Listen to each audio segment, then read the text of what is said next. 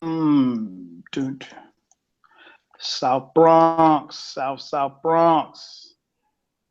We're back and live. Hey, everybody. Are we live or are we in Spanish? Yeah, Is that thing tweeting out in Spanish? Probably. Ladies and gentlemen, I know, right? Ladies and gentlemen, welcome. Welcome to another edition of Dead End Sports, the place where sports opinions collide. I am your host, 12 Clyde, and we want to welcome you back. Happy New Year. Happy 2017. 2016 is over. It's been a couple of weeks.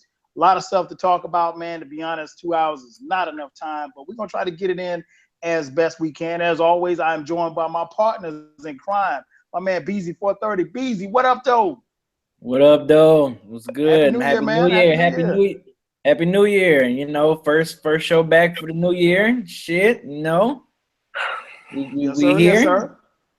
I understand Pops was in town. How did he enjoy his visit in the A?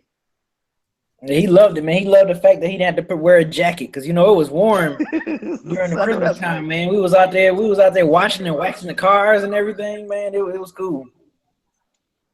Man, that's what's up. That's what's up. And my man FIFO is in the building. FIFO, what's good, player? Man, I think I need a new computer for 2017, man. Man, the MacBook is finally is giving up. Yeah, man, she's just slow.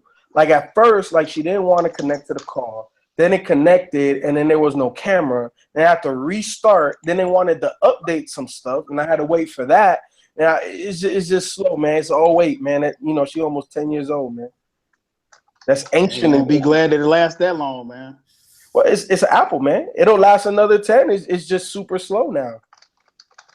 That's kind of where I'm at, people, with mine. Like, I have a 2010 MacBook Air, and it doesn't have like HD on it, so HD camera. So yeah, I'm like, yeah, I need to upgrade. Yeah, but it still works fine. Like, I have no issue other than that. And joining us as well as my man Ken. Ken, what's going on, player? Nothing much, man. I know we were a tad bit late, guys, to the show. We were talking about some potential upcoming changes for 2017. As Raph mentioned, he needs a new MacBook. I think we're going to do some things different with the show this year, and that's what we were kind of conversing back and forth about. One is moving over to audio, moving over to a podcast only format, and bringing back video content. A lot of you guys have been asking us for video content.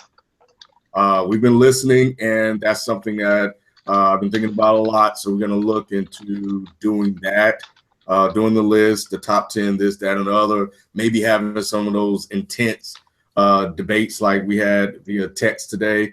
So there are a lot of different topics that we can cover, that we can put out either bi-weekly or monthly. And this just kind of really hit me, possibly even doing the show, the live hangout show, maybe once a month live or something like that. So we're just tossing around a bunch of different ideas right now, just looking to kind of expand some things and then add some things to kind of add and give more content to you guys for the new year. So that's that. So anyway, it's a pleasure to be back, and I'm ready to get into what we're talking about today. Yeah, man, a lot of stuff to get started, man. First and foremost, shout out everybody in the chat room. I see everybody jumping in. We definitely appreciate the love. Happy New Year again to everybody, man. And shout out to everybody who feedback too about what I just said too, guys. Please, thanks. Oh yeah, definitely. Yeah, if you got everybody in the chat room, if you have any questions, comments, concerns about what it is that is coming down the pipe for us, definitely hit us up. If you can't get to us in the chat room live now, if you're watching this after this show airs, hit us up on Twitter at Dead End Sports. Hit us up individually as well.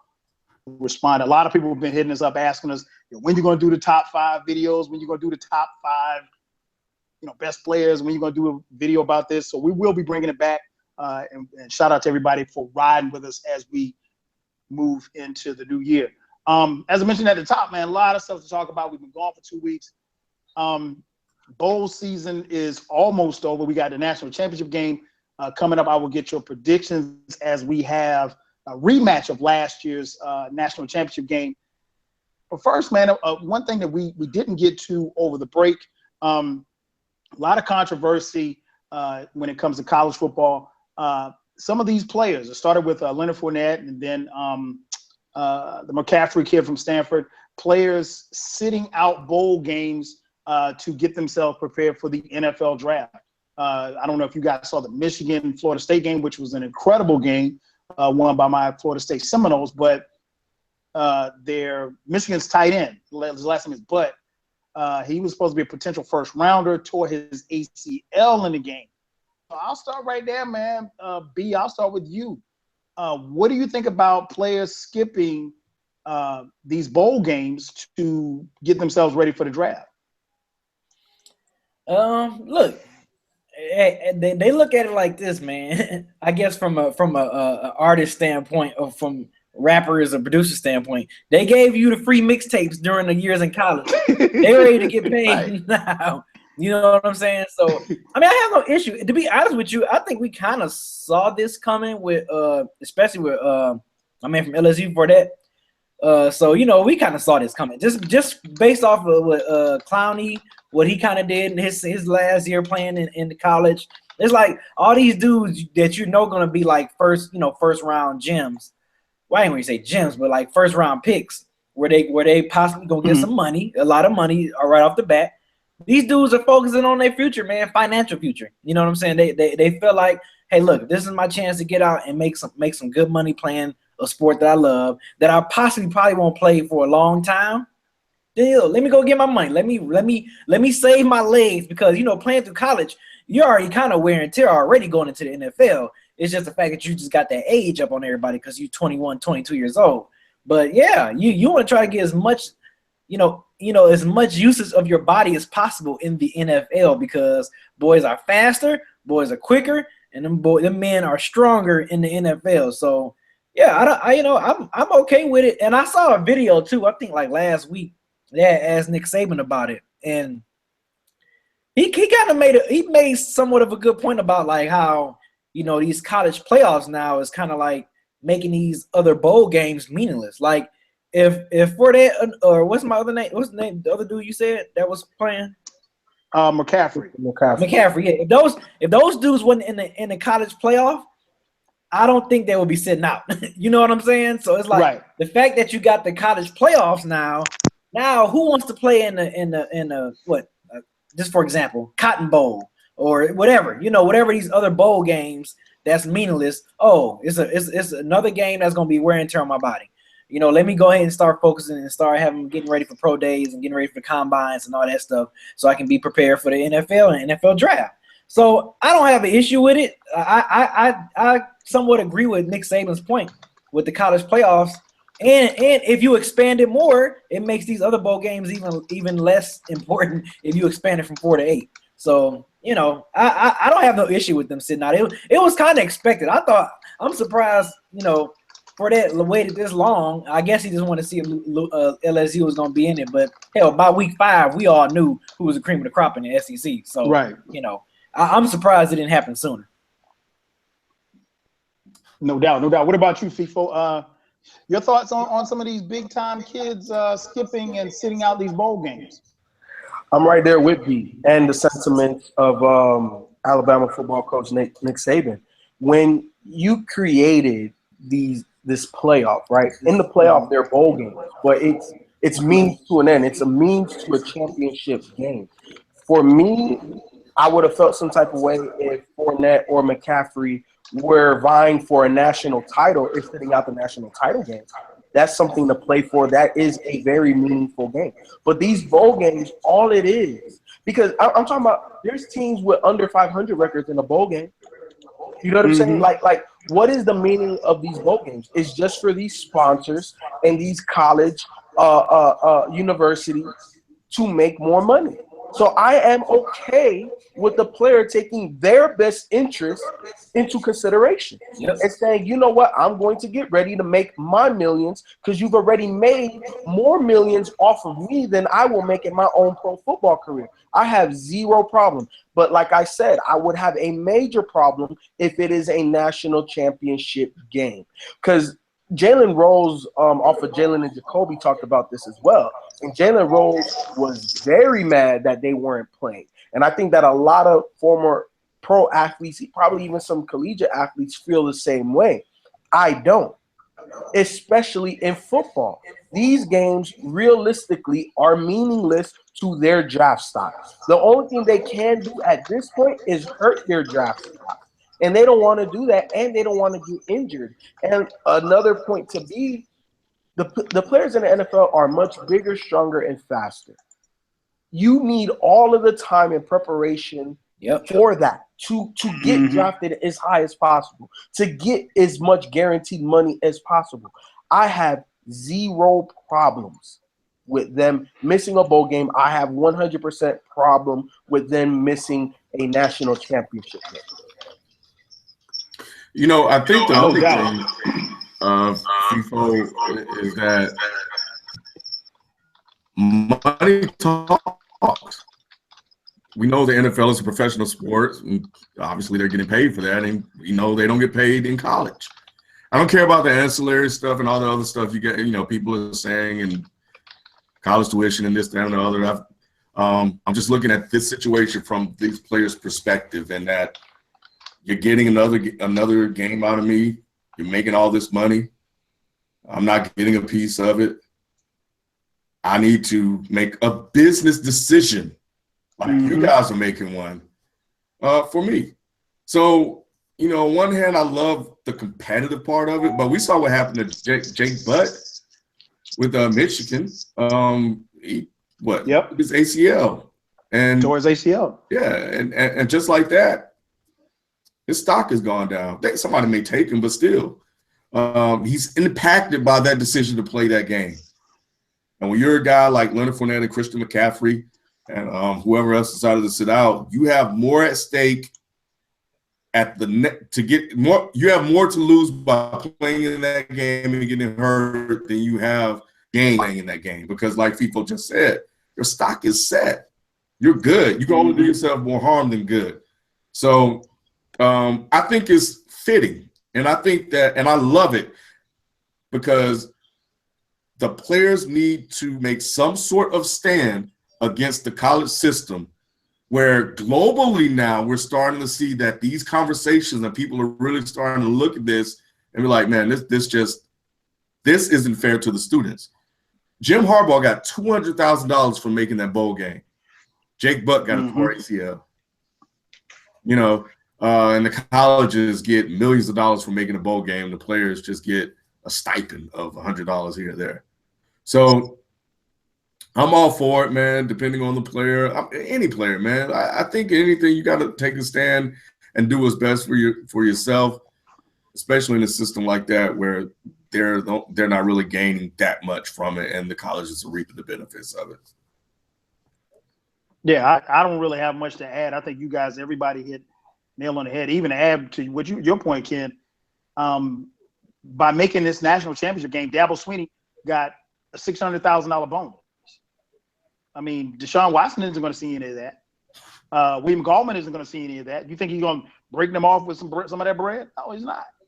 So, but you walk through the stands of this national championship game that we're about to witness on Monday night, and you'll see number 2 jerseys in the stands for Deshaun Watson.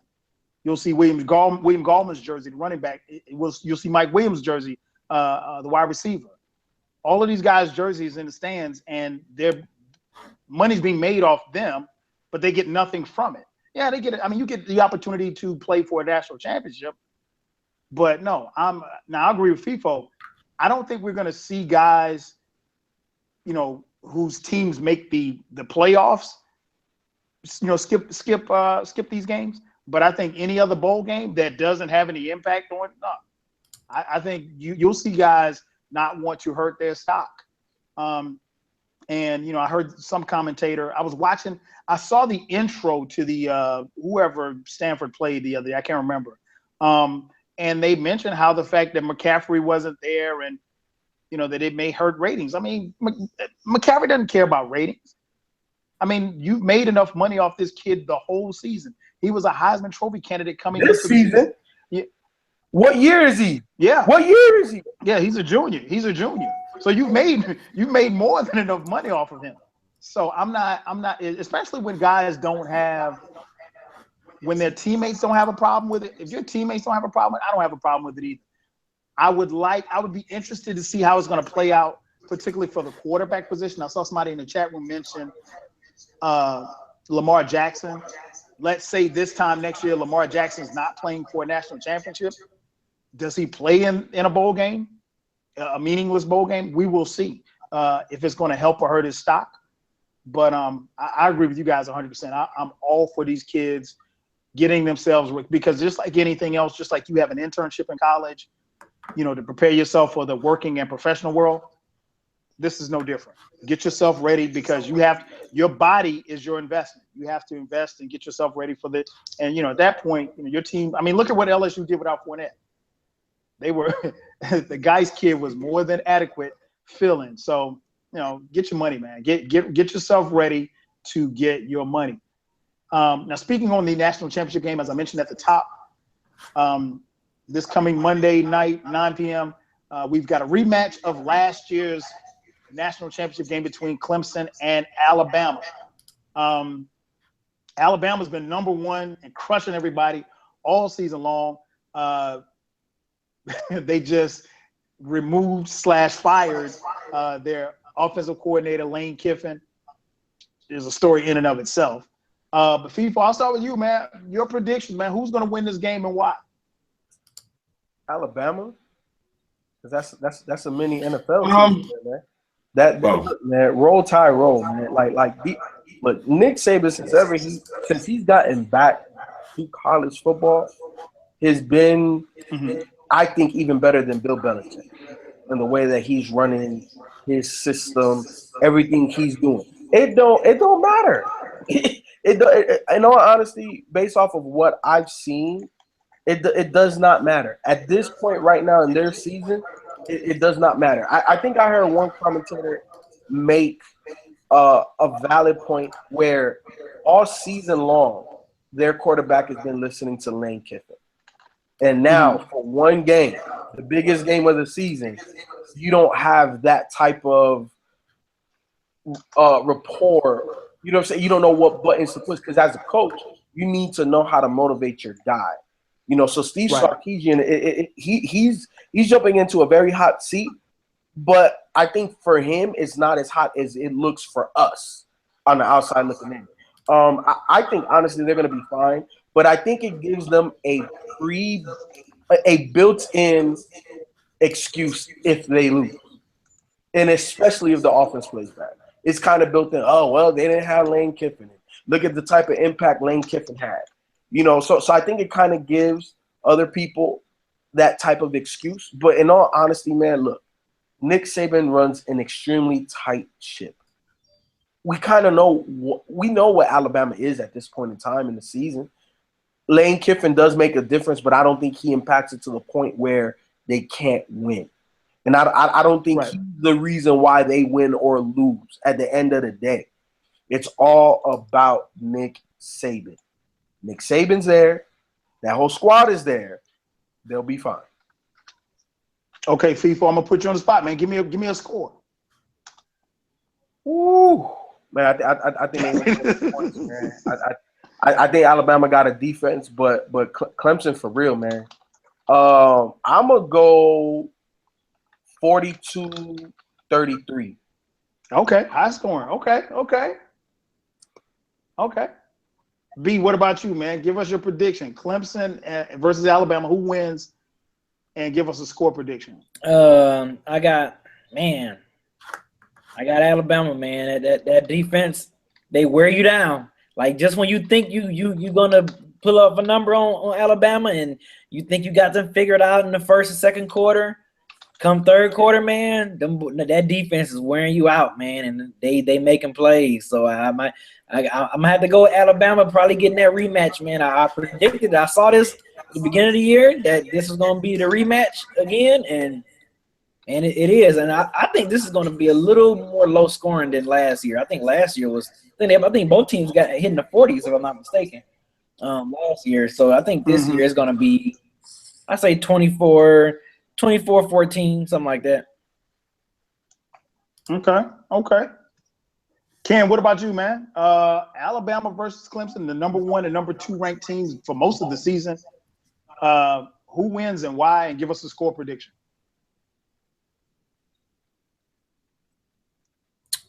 Clemson. Clemson's gonna win, man. Of course. Clemson's gonna win. Match, but I do recall B saying that Clemson would get their revenge this year also. Look, I can't add much to what you guys are saying. That defense is outstanding, and Scarborough 6'3", run like a buck. Is going to be a problem. And one thing that I saw when I was watching the Clemson game was, I was like, how are they going to stop that guy? Because when he gets the ball, it's almost like he's running. He's looking to run people over. Right. And when you get in space, you might as well give it up. You're not going to catch him. And if you do catch him, you're probably some light DB. You're not going to tackle him. So he's going to be a problem. But Hurts, the quarterback, just hasn't been impressive all year. He's basically a running back that they put at the QB position. That's pretty much all he is. And the way he struggled, we can blame it on Kiffin. People have, but I don't know if I think that was all Kiffin. I think that was just him just playing terribly. And at probably the worst time, Washington was just soft. Take advantage of it. They had so many chances to win that game. And Browning, which I've told everybody was average and mediocre, and not that impressive, just got scared. Every time they came with the blitz, every time he saw a maroon shirt, he was shook. There was one time they came on the blitz right up the middle, and he saw it, he just held the ball, did like this, and it just went down. And then when they came on the blitz, he threw that pick six. That was it. So for me, man, Deshaun Watson, he's not like that. Now, my thing is that if Deshaun Watson get folded up the wrong way, he done.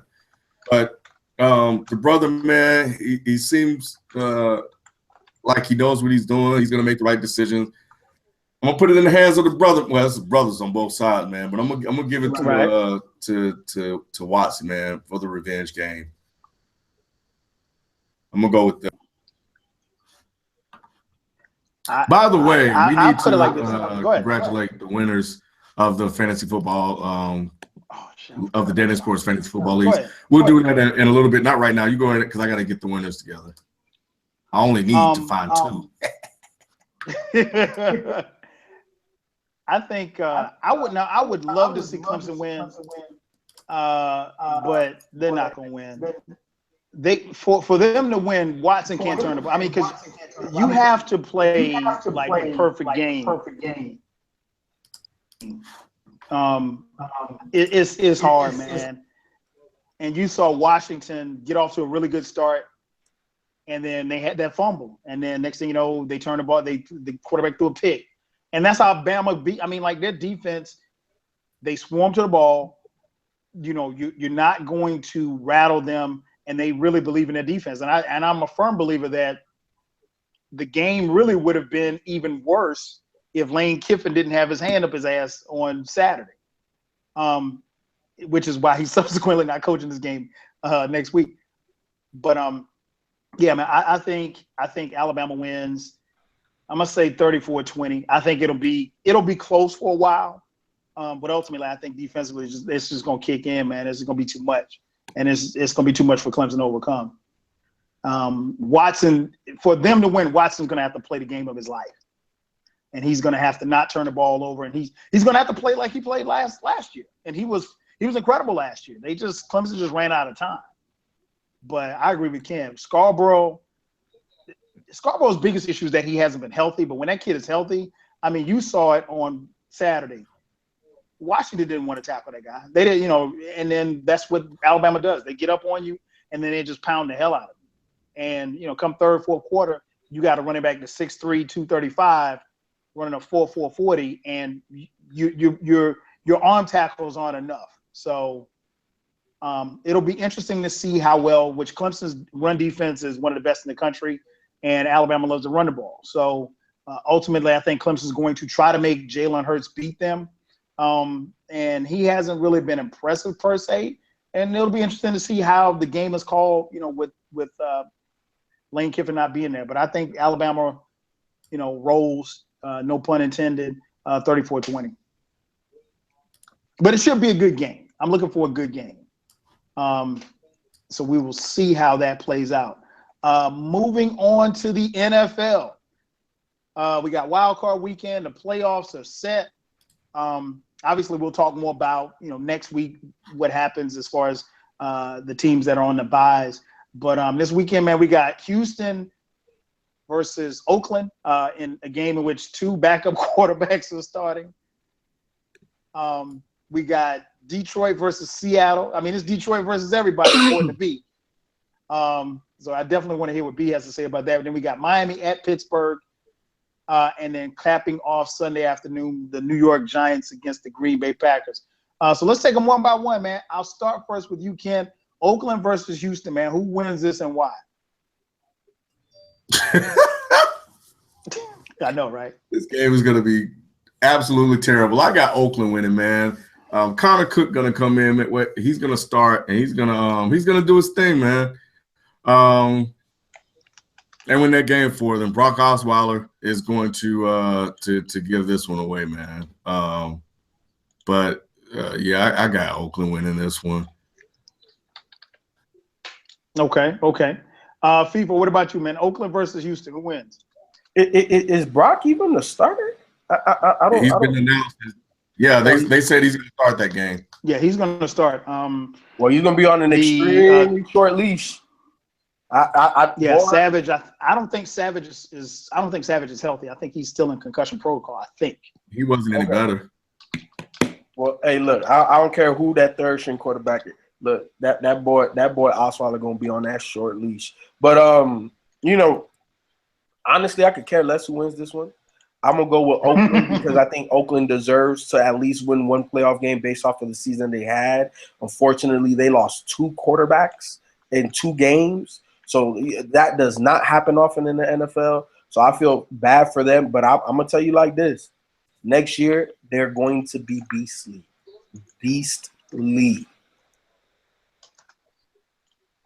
No doubt. Yeah, this team is they are poised. If they can keep everything together. And it's unfortunate they lost Carr. But this team, if they can keep everything together, is going to be a team that's going to be around for a while. B, what about you, man? Oakland versus Houston, man. Who wins? Man, that Texas defense has been playing good. Dang, that were the backups. I'm gonna go Houston since everyone else said Oakland. I'm going Houston just based off defense, Houston Texans defense been playing good. So I'm going, and they at home, so I'm gonna kind of steamroll with that. I'm going with the home team. Yeah, I agree with you, man, and I agree with Ken. Like I'll be watching this game, but I have very little interest in this game. Because I think Raiders, it seemed like their confidence is just gone after. I mean, it's gotta be. Went out. I feel like they just don't have nothing left. Like they just gonna pack it up and just have an early vacation. And I think Houston gonna win. Go ahead and win this game. It's gotta be. I'm gonna be honest, man. Until he came into the game the other day, I had no idea that Connor Cook was on their roster. Yeah, me too. I remember Connor Cook at Michigan State. You know, if I'm not, B, you correct me if I'm wrong. He had a pretty decent junior year, a so-so senior year. But I like I said, I didn't even know he was even in the league. And so I'm gonna say Houston wins this. I mean, the score might be like 10-7. I don't think there's gonna be a lot of defense, but 2 backup quarterbacks, man. I mean, this isn't the Super Bowl, man. This is the Tidy Bowl. So yeah, this is and I think the NFL knew what it was doing because they put this game on first. just to get it out the way. Yeah. So let's move on to the Saturday night game. Prime time, Detroit versus Seattle. B, what's up, man? The Lions are going into Seattle, going against the 12th man. The Lions, I think, have lost 3 straight. You said it right here, and I don't know if you jinxed them a couple of weeks ago. I think it might have been on our last show. You was like, man, the Lions going to blow this 3-game lead that they got. And subsequently, the Lions blew the 3-game lead that they had over Green Bay, giving up the division to the Green Bay Packers after losing this past Sunday to the Packers at home, nonetheless. So, man, it's your hometown team, man. Who wins this one? Seattle. And I understand, only just because I never trust – I should have looked this up, too, before we went to this. But, like, Detroit's road record since we've had Matthew Stafford against a winning team is awful. I'm talking about awful. And, I think – and then Seattle been undefeated at home in the playoffs for, like, the last 3 seasons or something like that, or 4 seasons, something like that. Yeah, they've had a pretty good record. Yeah, I mean, people saying, Earl, they haven't been the same since Earl Thomas been gone. They dysfunctional right now, But, this is playoff football. I'm pretty sure they experience whatever dysfunctional they had. That was regular season. This is playoffs. I'm pretty sure they about to be locked in, and they're gonna be like, we are not about to let no Detroit Lions come in our house and beat us in the playoffs. I just don't trust Matthew Stafford on the road, man. I just don't trust him. Unless he had a better road record against winning teams, I would feel a little confident, but I just don't feel confident in Matthew Stafford going into this game. I mean, and if I would have had to pick an upset, this would have been an upset pick, but I just don't trust Detroit on the road going against Seattle. If it was probably anyone else, I would probably feel a little, be like, we might have a shot. But Seattle, man, that experienced defense and all, no, we're not going to win that game. So what has been the and I know you've been very vocal, and like I said, you talked about it on here. What's been the mood in Detroit, man, having blown the lead over the last couple of weeks? It's like we seen this before. Like we saw this coming when once we lost to Dallas. It was like everybody was like, this is Detroit doing what Detroit. And I was warning people, man, when we was on like that little 5-game winning streak. And then people were starting to put like, you know what? I think possible Matthew Stafford might be MVP. I'm like, no, and no. I say, y'all calm down. Lions is going to do. We've been lifetime fans. We know what's going to happen. We've seen this story play out too many times. Lions has not proved me wrong or proved me otherwise. That every time when I get my hopes up, that's why I didn't get my hopes up. Every time when I get my hopes up and think we about to turn a new leaf, Lions just turn around and show me why they're the Lions. And I just be like, oh, my freaking God. Like, people talk about never trust Atlanta teams. You think I'm going to a Detroit Lions team? Come on. It's like, until they prove me wrong, I'm going into this thinking we're going to lose. We haven't won a playoff game since 91. We haven't won a division since 93. It's crazy, man. It's crazy. It's what to expect. This is what I expect. It's awful that I have, as a fan, I have to expect us to lose. It shouldn't be that way. But this is what you expect when the product is always going out there. They play with your emotions. They get you all high up and happy and thinking that they about to turn a new leaf. Oh, snatch right back out. We choked the NFC. We could have swept Green Bay last year, but we didn't know how to play freaking defense on a freaking Hail Mary pass. You could have put all your tallest players back there, but you didn't. I don't know, man. It's just bad. It's just too much disappointment. So I'll be shocked. I would be shocked if we win this game. I'll actually be surprised. I'm not gonna be saying, "Oh hell yeah, we about to win the Super Bowl" like that. But I will be surprised, and then I think we're gonna lose the next round anyway. Okay. Yeah, I had to go to B first, man, just to because I know he had a lot to say. Ken, what about you, man? Detroit versus Seattle, man. Now, like I said, it's a Saturday night game, man. Who wins this one and why? Well, I'm one of I'm one of those out there that's saying that Seattle hasn't looked the same since Earl Thomas left. But Russell Wilson is a Super Bowl winning quarterback. They've been there twice. They know what it takes, and Jimmy Graham is back. So, and the other thing, I want to pick Detroit so bad. I really do. But Stafford hasn't been the same since he broke his finger. Theo Riddick is on IR.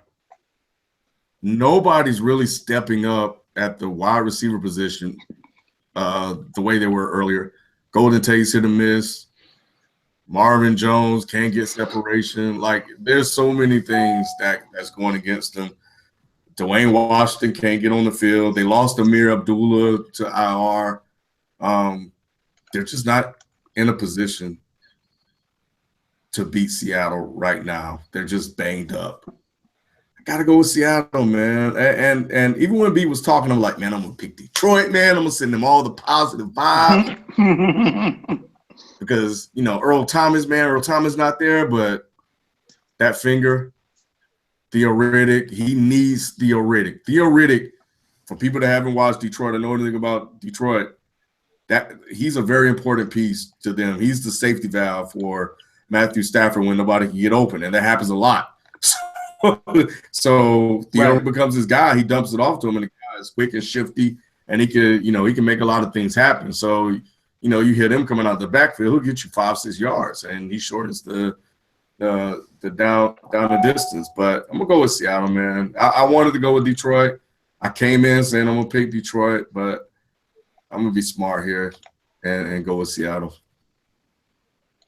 What about you, FIFO, man? Detroit versus Seattle, man. They're going into the unfriendly confines of the stadium and the 12th man. They got to deal with the noise. They got to deal with Russell Wilson, man. How do you see this thing playing out? B kind of touched on it. There's a connection, B, to the state of Georgia and your starting quarterback, bro. There is a connection. You damn right. You cannot trust Matthew Stafford and the Detroit Lions, man. Look, I don't think it's going to be a high-scoring affair because I think Seattle themselves struggle to score. You really can't trust them offensively. But I definitely think Seattle's going to win. I see it like 21-13, something like that, something, 19-12, something ugly. It ain't going to be pretty. It's just not. Because Seattle's defense is still a pretty good defense. I think, for the most part, they're going to have their way with Detroit. And it's just going to be an ugly game, man. Okay. I think this is going to be a close game, man. Seattle, but I want to go with Detroit, but I think Seattle's going to pull it out, and I actually want Seattle to win because I want Seattle to come, because if Seattle wins, they come here to play the Falcons, and I think the Falcons want a little payback, and I would like to see the Falcons beat Seattle in the Georgia Dome. So I'm actually pulling for Seattle to win. But I think it's going to be a good game. I think Seattle wins 30-27. I think Stafford will do a lot, but I think ultimately it's going to be Russell Wilson and that running game that's starting to pick up toward the end of the season. I think that's going to be their saving grace as they play at home. Man, Matthew Stafford lost 41 road games since he's entered the NFL. Damn. But he's, I don't even have a comeback. Jesus Christ. but people think Detroit gonna win this game. Oh man. So all right, so we got those two games. Okay, so now we flip over to Sunday. We got Miami at Pittsburgh. FIFO, how do you see that one playing out? Oh, you should already know. If you watch the show, you know who I picked to make the Super Bowl, and I'm sticking with them. I said it a couple weeks ago. I'm sticking with it because I picked it. They're playing hot at the right time right now, both of those squads. I'm definitely going with Pittsburgh, even though I'm from Miami. But look, man. Okay. I think Pittsburgh is just peaking at the right time. I think they have a couple injuries on that offensive side, don't they? A couple of their weapons. Pouncey, I'm not sure Pouncey is back. Okay, so either way, Pittsburgh is peaking at the right time. I picked them to go to the Super Bowl. Miami has a much improved defense. Offensively, they're still I'm picking Pittsburgh to go the whole way. Okay. So there you have it. He's sticking with his initial pick.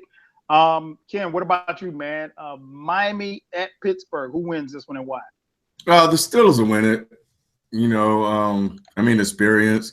And mainly because they're saying Ryan Tannehill may play, but I don't think it'll make much of a difference. If Matt Moore walking out there, they damn sure don't really stand much of a chance to win. Even though he loves to throw the ball downfield, and he is not afraid to throw the ball downfield, but he's throwing to Jarvis Landry and Devontae Parker. As talented and athletic as Devontae Parker is, he's still Devontae Parker, and he still has some room to grow. So outside of that, what else you got? Jai, so maybe you can run on them. But I think the Steelers, the way they won that game, the way they beat sorry-ass Joe Flacco on the last second, knocked them out of the playoffs.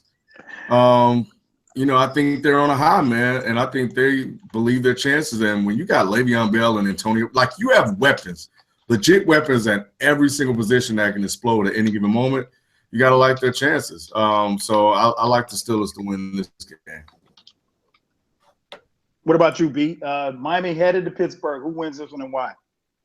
I got Pittsburgh, man. Because I'm actually hoping Pittsburgh meet up and beat New England Patriots. That's what I'm hoping for. Just because all the whole Terry Bradshaw talk about Mike Tomlin. So I'm rooting for Pittsburgh. So I hope they win this game against Miami. Even though just think a couple years ago, people were saying Miami not gonna be a winning, saying all these things about Miami ain't gonna be a winning team for a while and all that stuff. But Miami, they got it together, man, and they balling. So but yeah, I got Pittsburgh, man. I think offensively, I think Bell, and you have the two best guys at their position on the same team. So that's what more can I say about that? As long as their defense, and it seems like their defense is starting to click a little more since the month of December. So right, hopefully, I think Steelers can go ahead and make this run, man. But yeah, I got them beat Miami. Ken, everybody in the chat room is taking issue with you slandering Joe Flacco again for the 136th time on this show. Joe hasn't proved me wrong yet. Okay. We need to have an entire show about that. Joe Flacco, LeBron versus. That's why we need to bring the videos back. Yo. Yeah. That's LeBron versus Kobe. Joe Flacco. Why Ken hates Joe Flacco? Argument we always have. But yeah, those two right there. Oh my gosh. I don't really have much on this game, and I think Pittsburgh wins. I think they win pretty easy, 31-14. If Tannehill doesn't play, they really could get run off the field. Not that I really believe in Tannehill that much, but yeah, I like Pittsburgh in this. And I to be honest, I think Pittsburgh might be the only team I think that could stand in the way of New England making the Super Bowl again, because they're balanced on both sides of the ball. Other than that, man, and I don't even want to talk about New England just yet. We'll save that for next week. But yeah, I like Pittsburgh. I like Pittsburgh to win this one pretty easy. Moving over to what's up?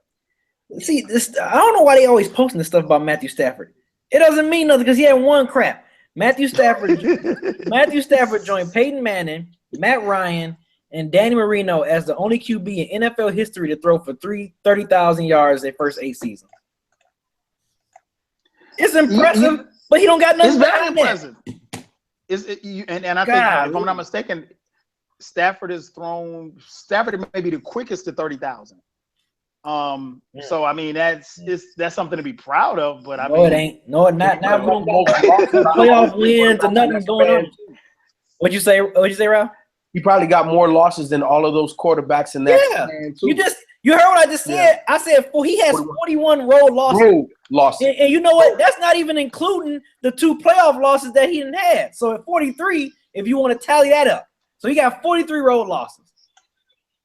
But you the first to join Dan Marino for 30,000 passing yards in the first 8 seasons. Get out of here. And y'all know B gonna be talking about this the rest of the night.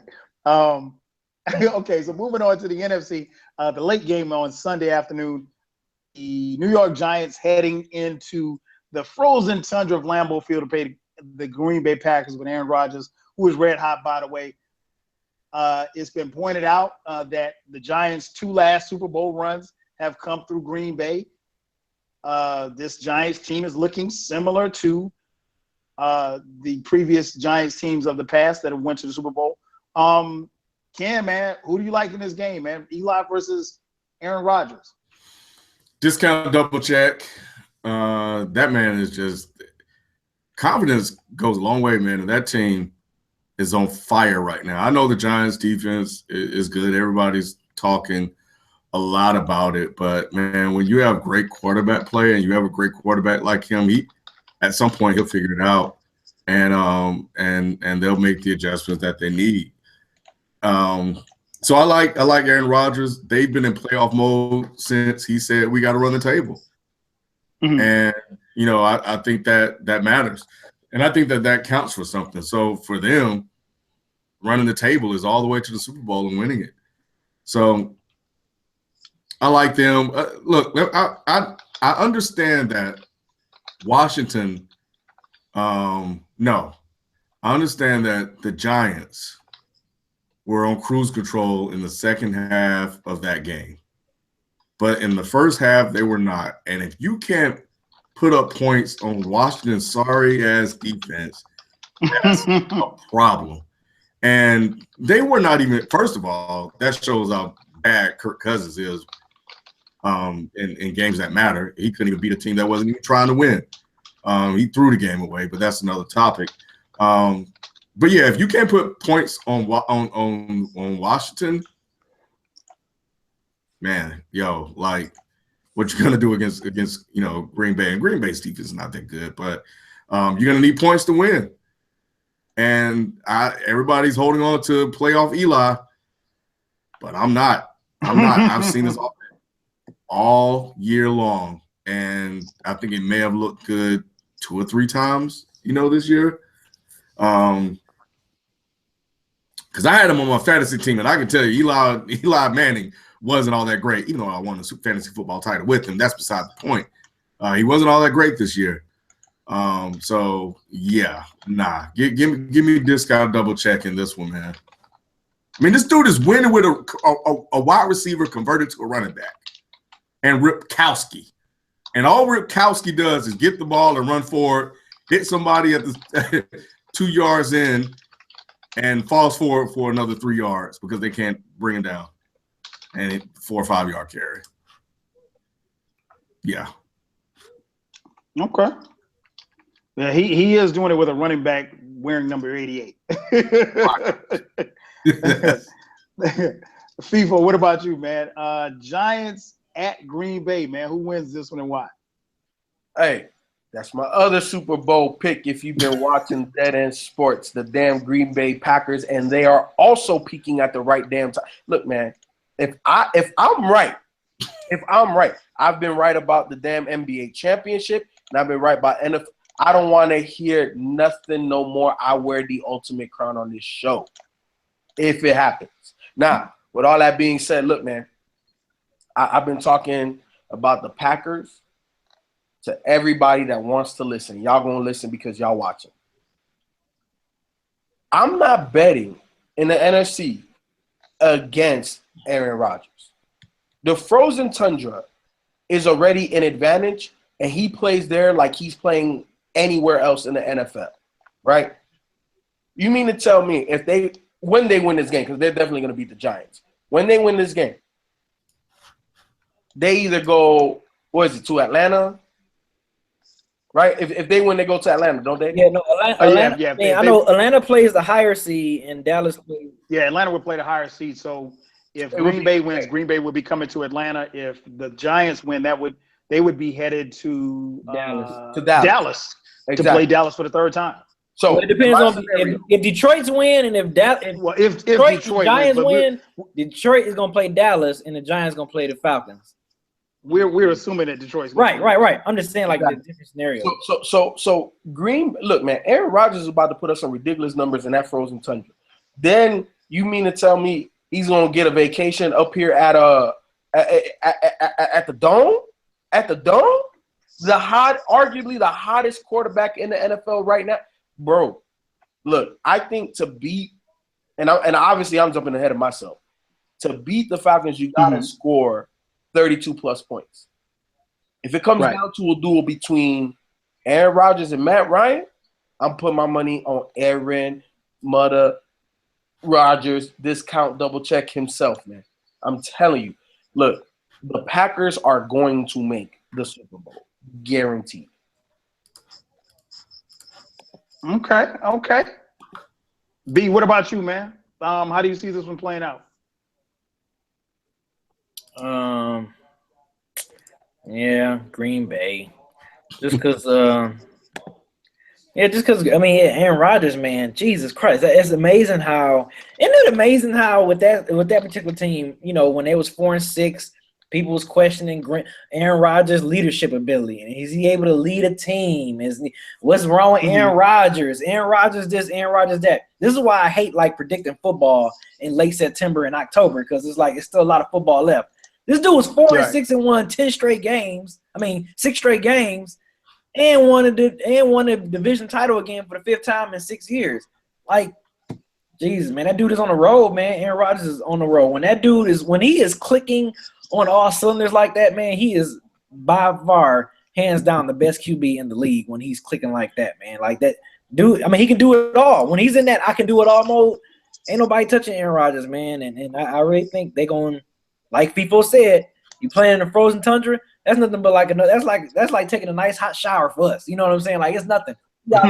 Slinging that thing still. You know what I'm saying? And not saying that Giants don't play in cold, because you know they got an open dome. It gets cold there in the later months of the season. But yeah, man, it's nothing like Aaron Rodgers, man. They're playing out there in Lambeau Field, playoff game. Them boys gonna be ready. Yeah, they're gonna get it, man. I think Green Bay gonna get it. I think it's gonna be a little closer than what we anticipated though, but I think Green Bay gonna get it. I think this is and I mentioned earlier, I think Detroit's going to lose. So I think Green Bay going up against the Giants. I like the Giants in this. I like the Giants winning a close shootout, 38-35. This would, if this scenario plays out with Detroit losing, obviously this would set up the third and epic meeting between Dallas and the Giants, with the Giants winning 2 previous games during the regular season. But Rodgers is playing lights out. If Eli can not turn the ball over, I like the Giants' chances in this. The Giants, I think the thing that's been really impressive to me is that how they've been able to get to the passer, even with losing JPP. This defense is balling out of control, and I think when you have a defense that's playing well in the playoffs, either one or two things are going to happen. Either you have to stop people or you're going to have to outscore people. And I think Green Bay has the capability of outscoring teams, but defensively, they're not going to stop anybody. And they've been able to get ahead on teams and make them become one-dimensional. But I like the Giants in this, man. I like Eli. I like playoff Eli. I think this – and there's another reason why I think this game is on Sunday afternoon. For a reason. This is the last playoff game of Wildcard weekend. The NFL knew exactly what they were doing when it came to the scheduling of this, because I think this is probably on paper this is the best game that we'll see over the weekend. Hopefully we'll get 4 great games.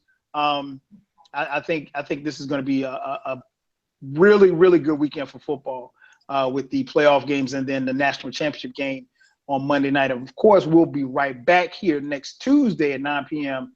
Eastern Standard Time to talk about it. Moving on, real quick, man. A lot of talk has been. We mentioned it maybe about 3 or 4 weeks ago about the MVP, the NFL MVP. We asked whether or not Thomas Brady was in the discussion. The season's over, so right now you got 1 vote. FIFO, who gets your vote for NFL MVP and why? I gotta go with the hometown man. I gotta go with Matt Ryan. I gotta go with Matt Ryan. And here's the thing. With Bill Belichick and Tom Brady, every single year they're gonna be in a discussion until they're not. So you kind of just put them there. What Brady was able to do missing the first 4 games is look, man. We Tom Brady is the best quarterback to play in the NFL. Let's just give it to him. It is what it is. He wins with big names, no big names, and he's having another great season. You look at some of the other people that are in contention. We have Zeke, you know what I'm saying, from Dallas, the rookie, the running back. Mm-hmm. Running behind the best offensive line in the NFL. No detriment to him because what's his name? From the Oakland Raiders, that's his backup now. He can't McFadden. McFadden can't do that with that great O-line. You know, what's his name? I want to call him DeMeco Ryans. Who was the running back before? DeMarco Murray. DeMarco Murray, yeah. DeMarco Murray, you know, and Ezekiel, if you are an elite running back in this league, you can get 1,500 plus yards behind that O-line. Again, no detriment to him, but if you are a top tier running back, you can run behind that line. Dak Prescott definitely needs to be into the contention, but I don't think he's had a better season than Matt Ryan and or Tom Brady. Matt Ryan's my guy. Why? Because they have a historically great offense. He's done it without Julio Jones at times. And he's been super efficient. And they are scoring the points and they are winning games. You have to give credit for that. To me, Matt Ryan is the MVP of the 2016-2017 NFL season. Okay. What about you, B? Who gets your vote for MVP? Yeah, I'm with people. I actually didn't even realize Matt Ryan's numbers until I looked at him at the other day when they was talking about him. Yeah, you know, he's second in most passing yards with 4,900. Lead the all QBs and QB rating with 117.1. He's second in most touchdown passes, right behind who? Behind Aaron Rodgers. Aaron Rodgers got 40. Matt Ryan has 38, and both of them only have 7 interceptions. So yeah, I didn't know Matt Ryan numbers was this good this season until I actually looked at him. I'm not saying I didn't think he would. I mean, I didn't consider him until I saw his numbers. Like when I saw his numbers, I was like, oh damn. I said, oh, that's the MVP. And like people said, they winning games. You know what I'm saying? So you won your division. You're scoring points at a good rate, and that was another good point people said. He did it a few times without your go-to guy with Julio Jones. You know what I'm saying? He's able to spread the wealth to a lot of different players, man. And you know, so yeah, I until like the day before yesterday, I did not even pay attention to Matt Ryan, and then I looked at his numbers and everything, and I was like, wow. I was like, that spells MVP right there. If that was Tom Brady, it would be an open and shut case. Yep. For MVP. Right. So why we can't have the same argument with Matt Ryan? So I think Matt Ryan deserves it, and I think he should be the MVP for this year. Ken, what about you, man? Well, not only that, B, he played the whole season. Yep. You know, and he has 7 picks on the whole year. Yes. And people are raving about Tom Brady's 2 picks. Tom Brady played, and the Falcons played a lot of cupcakes too late, but so did Tom Brady. He didn't really play much competition, and people want to dismiss this like it means nothing, but if they went 3-1 without him, that means something. Exactly. That means a lot to me. Yeah, so I don't. People are trying to find reasons or find a way to give it to Tom Brady. Look, man, it's just not his year, and I know that people feel one way or the other about Deflategate and whether or not it was wrong or right or whatever. The fact is, it happened, and he lost 4 games because of it, and we were able to see on 25% of the season, a quarter of the season, how valuable he was to his team. And they managed to squeeze out 3 wins with Jacoby Brissett and Jimmy Garoppolo.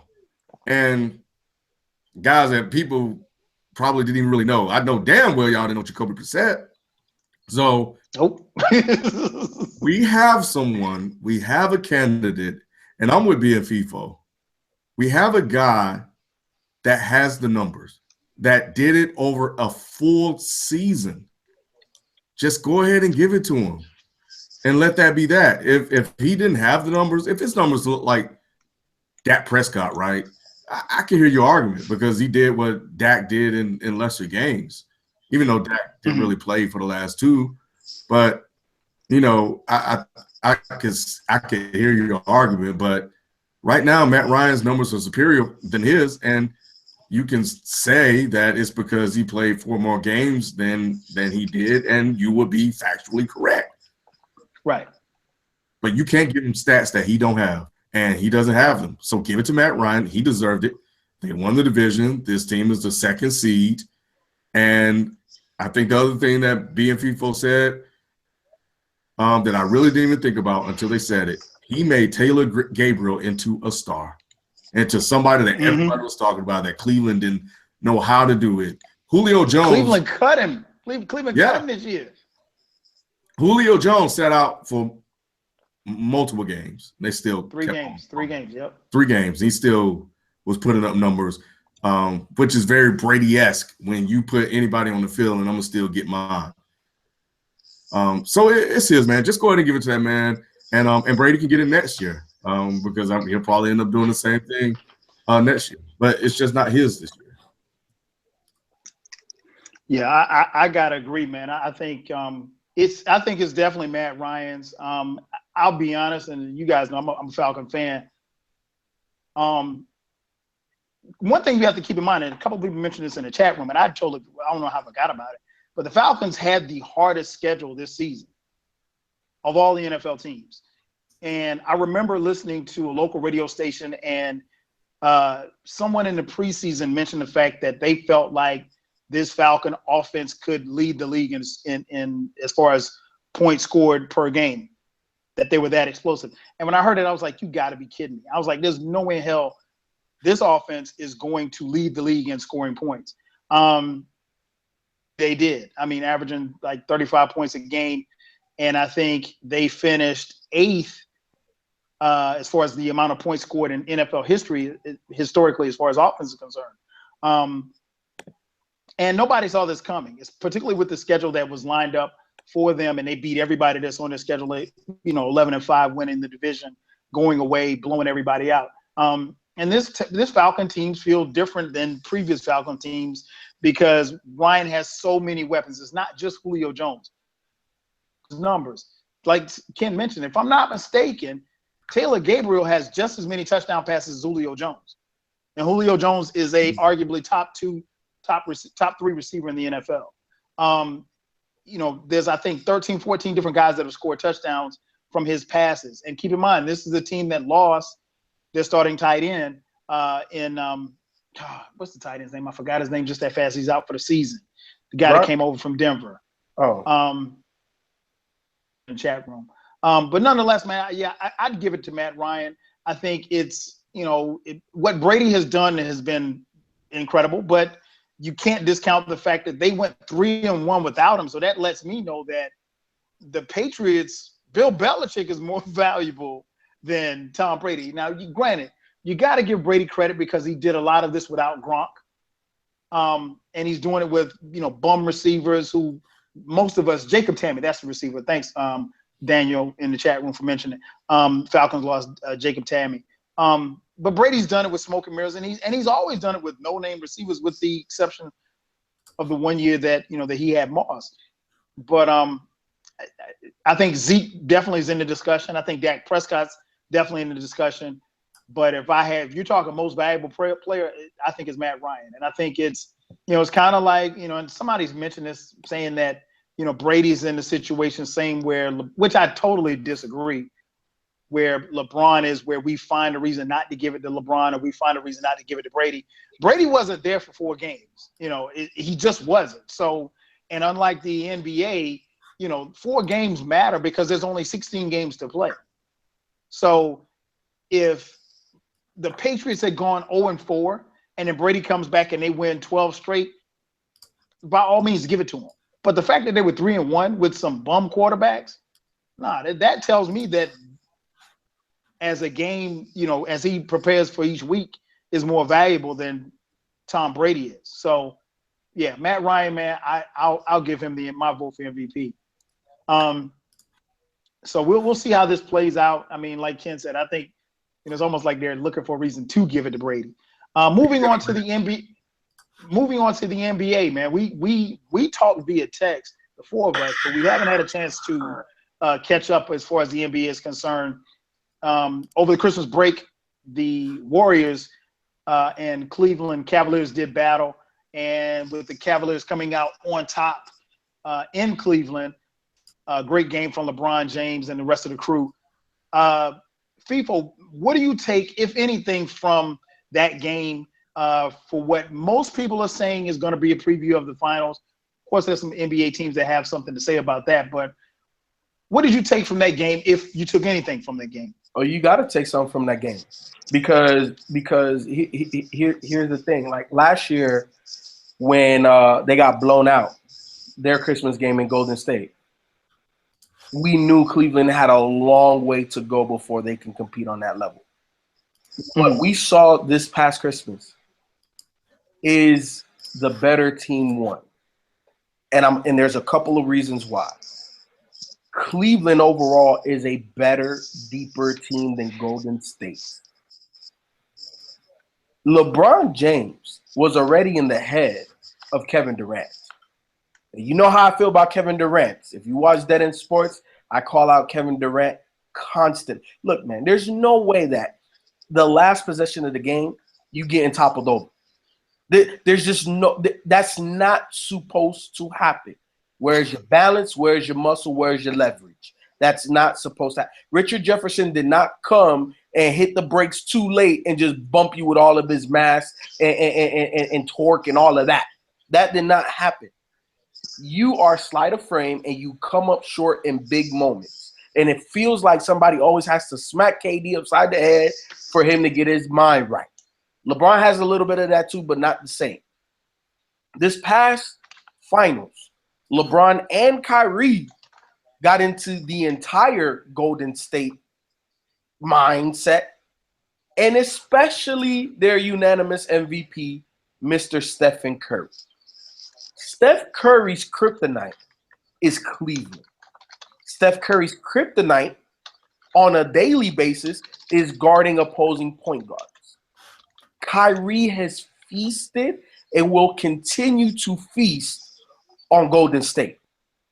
In addition to LeBron feasting and continuously feasting on Golden State. And now we add K-Love. That he all of a sudden in that game 7 found his game and has been balling ever since then. And he balled against Golden State. Yo, what we have to take away from this is that Kyrie and LeBron are too much for Golden State overall. And now when you add the depth, the different type of lineups, the fact that K-Love is playing like a true all-star, and I'm going to feel some type of way if he does not make the all-star team this year, Cleveland is the better team, and they are going to win again. And it should be 3 in a row, barring – and the only reason why it is the 3 in a row is because of injury. Because if LeBron would have just had Kyrie, they would have won 3 in a row because Golden State was truly not ready that first year. And we saw what happened last year. And I think, this is just me, it's not going to take 7 games this year. You just heard it here first. Wow. You went out. I didn't hear you. It's not going to take 7 games for Cleveland to win the finals. Okay. You think they'll win in what, 6, 5? You will know when we get closer. Okay. But it's not going to take 7. Right, well, you heard it here first, folks. You heard it here, folks. We heard it here first. B, what about you, man? What do you take from that game, if anything? Didn't take nothing really. Just another regular season game played on Christmas. Nah, B. Huh? Different intensity, B. You can't tell me that's not playoff intensity. I mean, it's playoff intensity, but I'm not. It's December. You know how I am, man. I wait for playoffs. Man. Playoffs when stuff get real, man. I'm not gonna base the season on that schedule. You You circle certain games. That's just not a regular game, but that's cool if you don't take nothing. I'm just saying, like, yeah, I don't take nothing from it because it's a regular season game in December. You know what I'm saying? So I'm not going to base a majority of season played off of a regular season game. You know what I'm saying? Like, I'm not going to fast forward to June because of December 25th or whatever. A lot can happen. I mean, hell, remember when whatchamacallit was it? When LeBron went to Miami and Brooklyn Nets served Miami all 4 or 5 times they played in the regular season. Yeah, they got swept. Yeah, and then when they played them in the playoffs, what happened? Miami beat them. You know what I'm saying? But everybody was like, "Uh-oh." But we clearly knew those weren't 2 teams on the same level. These 2 teams are on the same level. But I mean, I'm just saying. But people were saying that though. They was like, "Oh man, Garnett is." People are stupid, B. They are. They were like, Garnett taking it to Chris Bosh. Chris Bosh is soft and da da da da da. And I was just like, y'all, it's a regular season freaking game. So I don't get too much. I mean, I'm not saying that I mean, I still think Golden State will pose a threat. I mean, because it's they Golden State. They got KD to the mix. So I'm pretty sure they'll make some adjustments once they meet in the NBA Finals for the 3rd straight time. But yeah, I don't know if it's – I can see it going 7 again. I don't know. I can't really say Cleveland to get them in 6 or 5 because I still think Golden State haven't figured it out yet. So, like Ken, I think me and Ken talked about this before. Like, we still don't know whose team it is. Like, for 1 minute we say it's KD, then Stephen Curry take it back, then it's KD's team, and it's Stephen Curry. So it's like I think they still need to figure it out yet, man. I think once they figure it out, man, I think Golden State will be scary. But yeah, if Golden State play like this and look shook like this going into the series, then I can see why people would say Cleveland gonna take them in 5 and 6 games because Golden State looks shook. They need to go back to the drawing board and do something before they meet them again in the finals. Ken, what about you, man? What did you take from this, if any? LeBron James is nowhere near intimidated by this team. He respects them, but he's not intimidated by this team at all. And that was evident by him jacking up 4 damn threes in the 3rd quarter. Hot. He was hot. You didn't know he was hot. I think part of that was just, you know what, this is just a regular season game. We're going to play through it. Because the game was kind of starting to get away, and he just pulled a 3. He did do a heat check. Like when he pulled up from the logo by half court, I was like, okay, yeah, he don't even care about them. That was so disrespectful to me when I saw that. And there's just certain things that I see, and that right there told me, I was like, he just don't give a damn about Golden State because he knows that if I meet you in the finals, I'm going to pop you again. That's his feeling. And when they got down by 14, and then Kyrie just took over the game. And here's the thing about that, right? And FIFO said this in the text that we had. They can't stop Kyrie. I rewatched that game. Nope. Can't stop him. And they put everybody on him. Clay, Draymond, Steph, I think maybe. They put everybody they had on Kyrie Irving. Can't stop him. And nobody stopped him. No. And the other thing about that 4th quarter is, excuse the French, but they just shitted all over them. Richard Jefferson dunked on Kevin Durant. And then winked at him. He dunked on and then winked at him. He winked Richard at Kevin Jefferson Durant. dunking. Like, what would you say, B? He winked at him after he dunked on him, too. I love it. Yeah, and then got a tech for it. And then LeBron came and dunked on Draymond. Like that, so the momentum slowly started to build. It just, and you could just, the Cavaliers turned into bullies. And it seemed like with every dunk, or whatever big play, they started to lose more and more confidence. Now, I'd say this one thing. Steph Curry hit a big shot to put them up 3. To 108-105. He thought it was over. And for a minute, I'll be honest, I was like, damn, man, oh wow, that was big. But Kyrie came back and did his thing. And Golden State lost their composure. But from what I saw, man, Golden State had some problems. They can beat a lot of teams. They'll beat a lot of good teams. They'll beat some great teams. I don't even know they're going to make it to the finals. They don't have that rim protector, man. They missing the rim protector. Hey, JaVale McGee is nice for them. And he hasn't been on track in the full like he typically is, but he's been balling for them. And he's a good piece. I think by the end of the season, he might be the starter. I think he probably should be starting, but you know, you might be right, FIFO. We'll see. But for me, man, basketball IQ playing ass. Well, you know, I think the other thing, man, it takes for me. The other thing I saw in that game is that it seems like everything has to go perfect for Golden State in order for them to win games, or close to perfect, because the Cavs were not really playing like their game. Like they were in the game, but LeBron wasn't really playing really well. Kyrie wasn't really playing well. They really saved their parts for the third and fourth quarter. LeBron in the third, and then Kyrie, of course, in the fourth. But in the first half, it was just kind of a lot of team ball. And let's not forget Kevin Love. He had 20 and 12, I think, in that game. And he's averaging 22 and 11 or something like that. He balling. Kevin Love found. He playing like he found it. And that's scary. And he was not intimidated either. Nope. Let me ask something. No, not at all. Let me ask something real quick. Another thing that I'm taking away, not just from that game, but from like just the entire season, and this is the scary thing to me. I don't know if y'all out there have peeped this, but LeBron is learning how to play with Kyrie. Yeah. It's evident in Kyrie's assist numbers. Yep.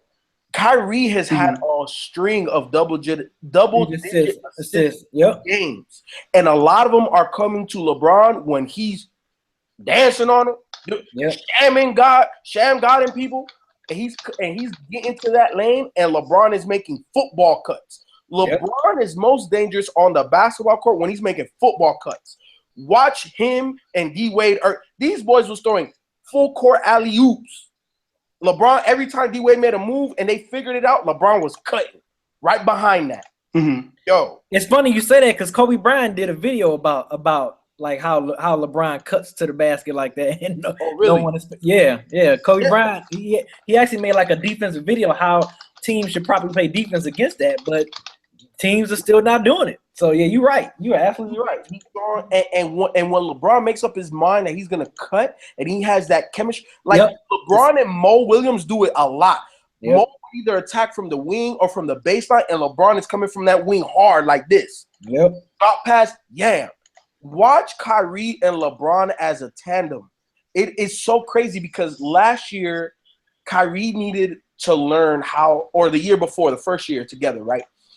Kyrie needed to learn how to play winning basketball, which LeBron was trying to teach. Then the second year, obviously Kyrie gets hurt, boom, boom. They go to the second year. LeBron has some more respect, but it's still your turn, my turn, your turn. Right now, they're starting to create that synergy where it's, I know what you're going to do. And that is extremely scary. I'm telling you. But the Cleveland team we see now, and this is part of the reason why B doesn't want to pick and he doesn't take it. The Cleveland team we see now is going to be light years better come playoff time. Watch. Well, JR is not there. Shumpert is actually shooting the ball a little bit better, it seems. Kay Felder came in out of the blue, so they may have something there they can start to work in. And Liggins is playing great defense, so they have some pieces on that team. But I want to go back to Golden State real quick and this KD Steph Curry thing, because KD was balling, like he was doing his thing, but them last like 3 minutes, 2 minutes. He disappeared. He just fell apart. And it really happened when RJ dunked on him. He wasn't the same since. I wouldn't be the same, honestly, if I got dunked on Christmas Day on national television. It wasn't like one of those cheap dunks. Like it was like really in your face. By like a 36, 37-year-old. I don't know which one did you guys like better, the one on KD or the one on Klay Thompson?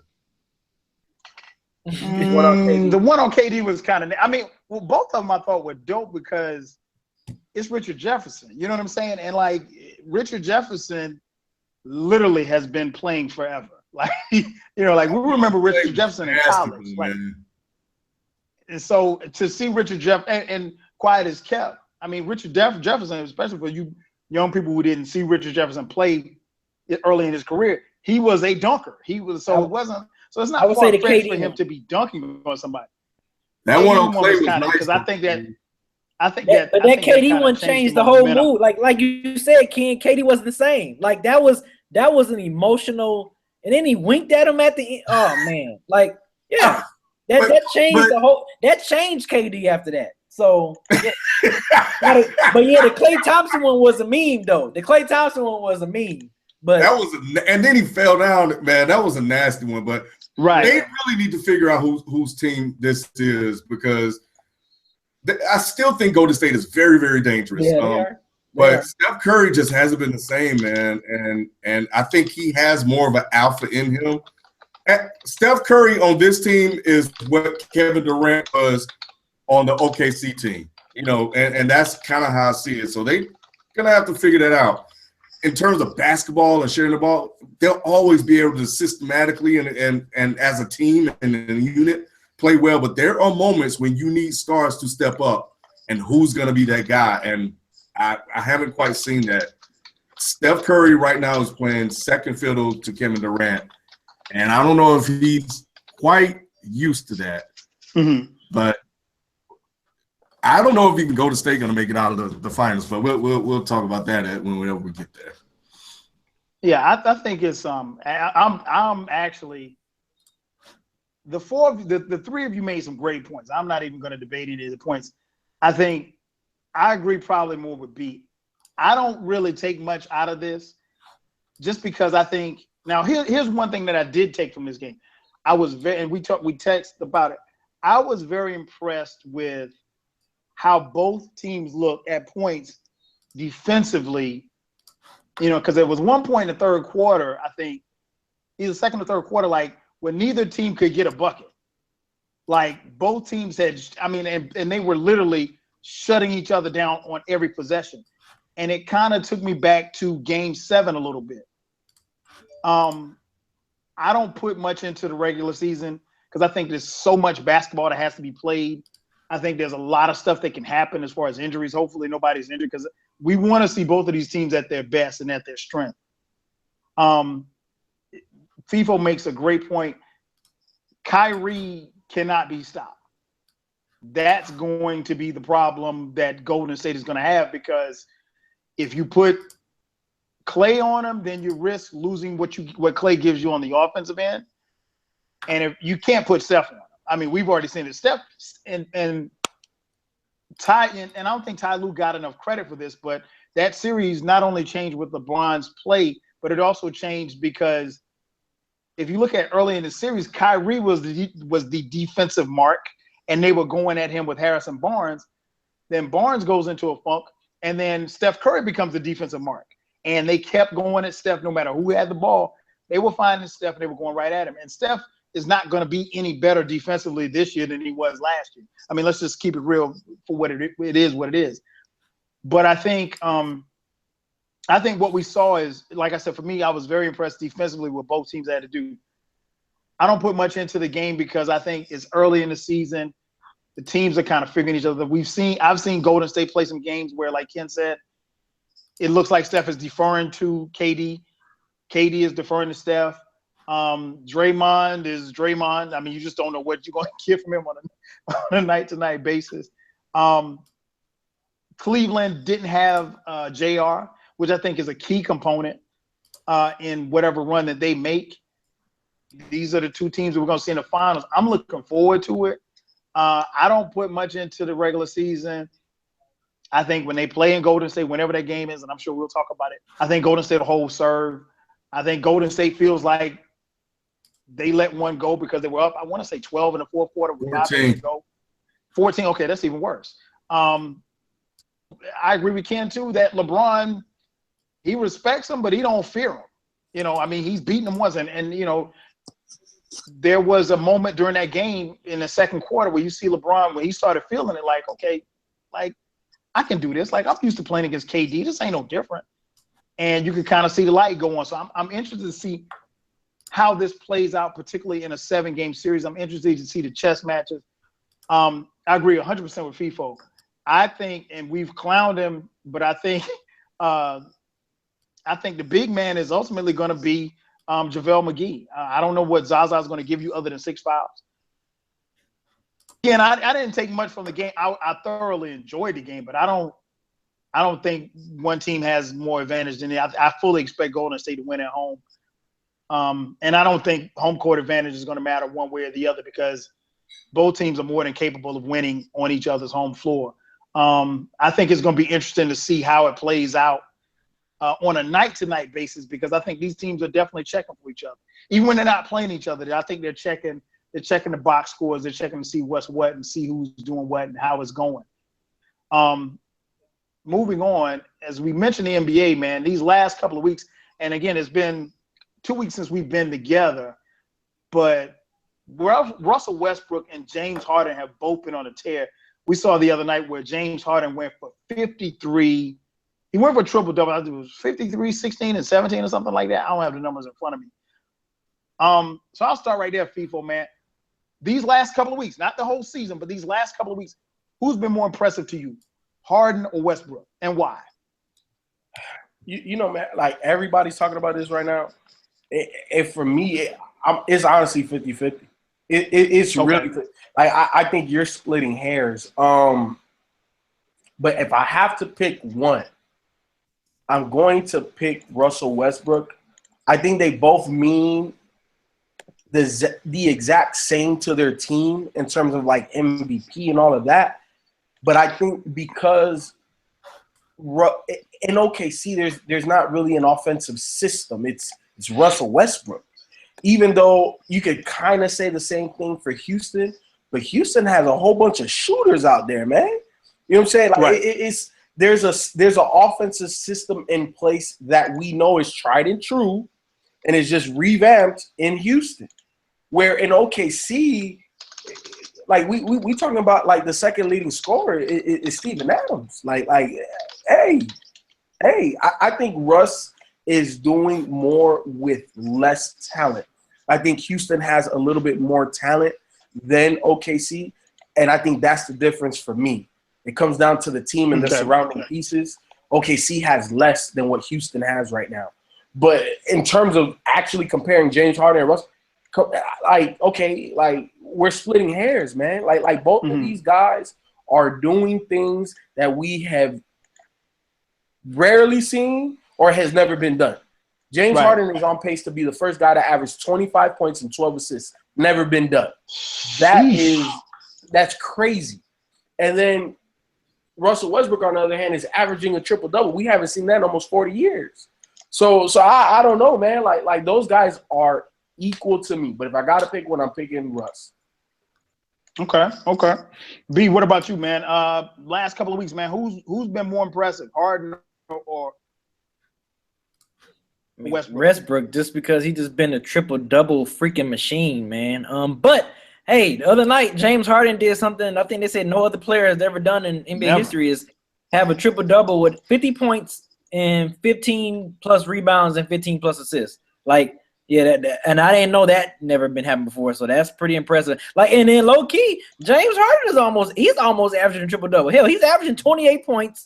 28 points, 11.9 assists, which he leads the league in assists per game, and 8 rebounds. So, like, you know. But B, what about the other night when I text y'all?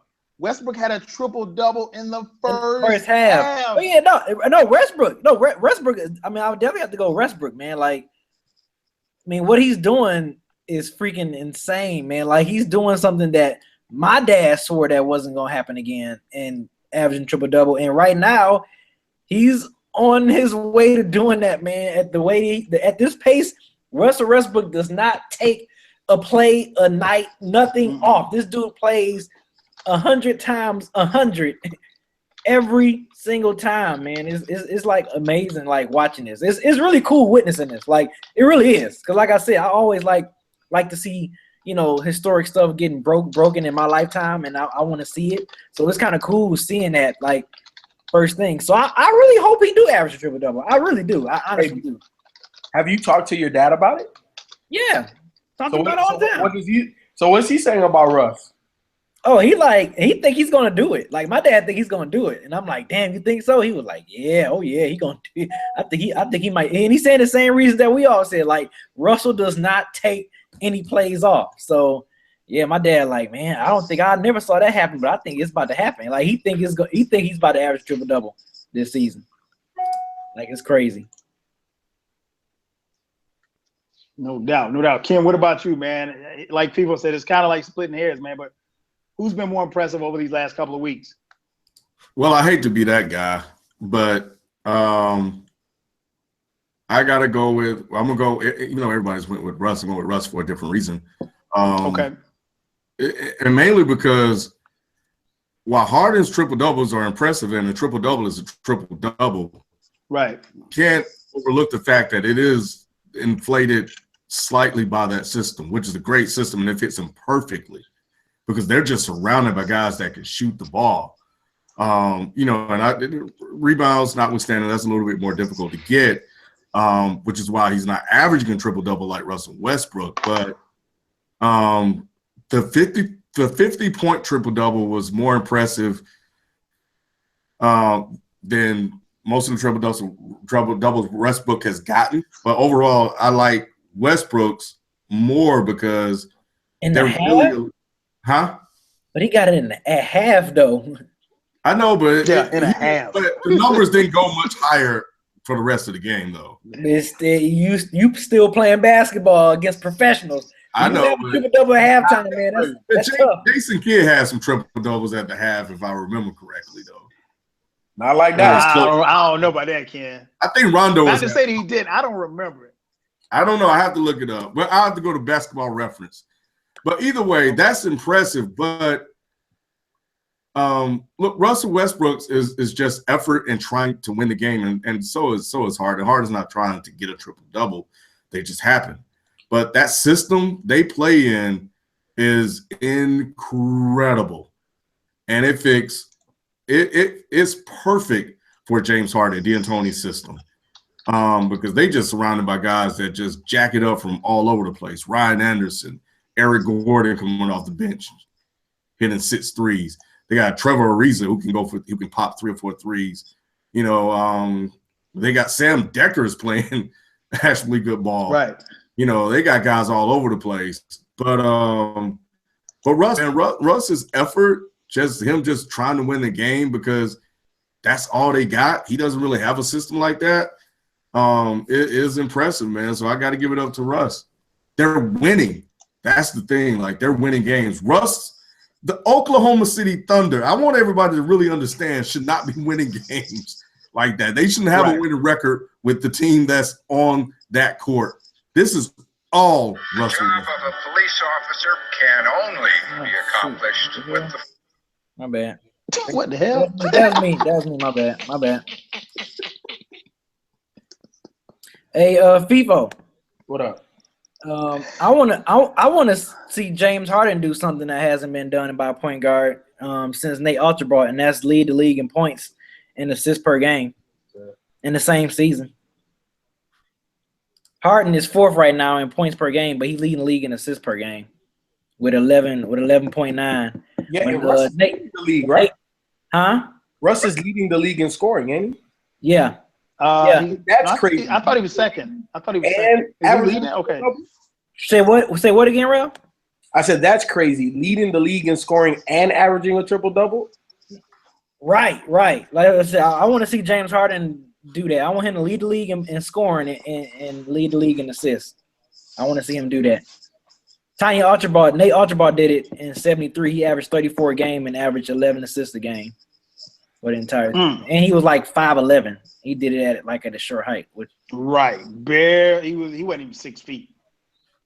Man, who's been more impressive? It's like people said. It's almost like splitting hairs, man. But what Harden did the other night against the Knicks was incredible. I mean, a 53-point. I mean, like, and here's the thing that I want everybody watching and listening to understand. And FIFO and B and King can attest to this because they play basketball. I didn't play basketball. It's hard as hell to get a triple-double. I mean, it's hard. I mean, like, we see it so often that I think people get a little misguided as to, you know, what it takes to get a triple-double. But it's hard as hell to get a triple-double, let alone to get a triple-double and a half, let alone to get a triple-double after scoring 53 points. And Ken just stole a little bit of my thunder. OKC is not supposed to be winning any games. I mean, like, even us included, we did not see OKC being as successful. I mean, we knew that they win some games. We didn't see them being as successful with Russ doing all of this without KD. And I mean, what he's doing is incredible. But if I have to look at it over the context of the last couple of weeks, I would say what Harden has done has been impressive. But I'm constantly impressed with Russell Westbrook. If I watch him or if I catch the highlights, you know, it's just him. I mean, like you said, Steven Adams is the second leading scorer. He's playing with a bunch of nobodies, and they're getting it done and they're winning. And it's not like, you know, and he's not taking a play off. He's exerting a lot of energy. I'll be interested to see how it goes, you know, in the second half of the season. But much like you, B, I was talking to my dad. I went home for the holidays. As a matter of fact, he told me to tell you guys what's up.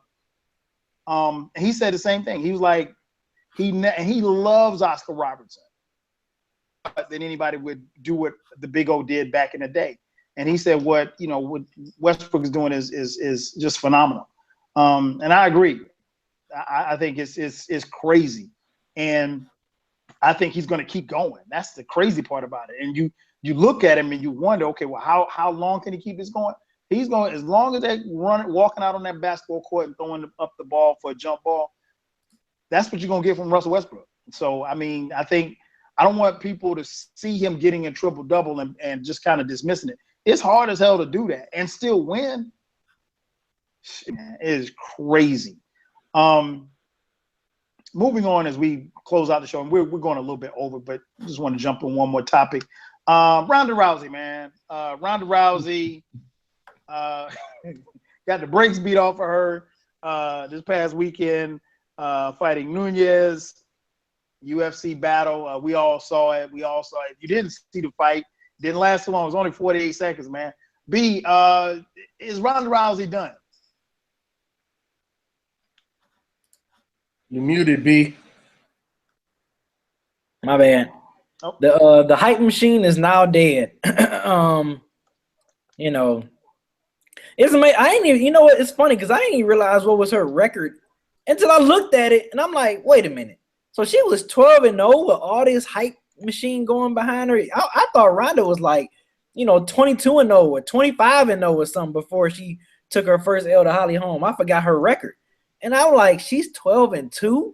I'm like, boy, Dana White, boy, he ate off of her for a long time, but he gonna have to find him a new cash cow because it's a wrap for her. She's not coming back from this. If she act like this from her first defeat and was off recluded, didn't want to do interviews, then that was her problem. She didn't want to stand up and face the music. It's like, you want to be out here smiling when you 12-0. But when you catch your first L, now you want to go hide in the corner and you don't want to talk to nobody. You don't want to do press for the upcoming fight, this upcoming fight you're doing.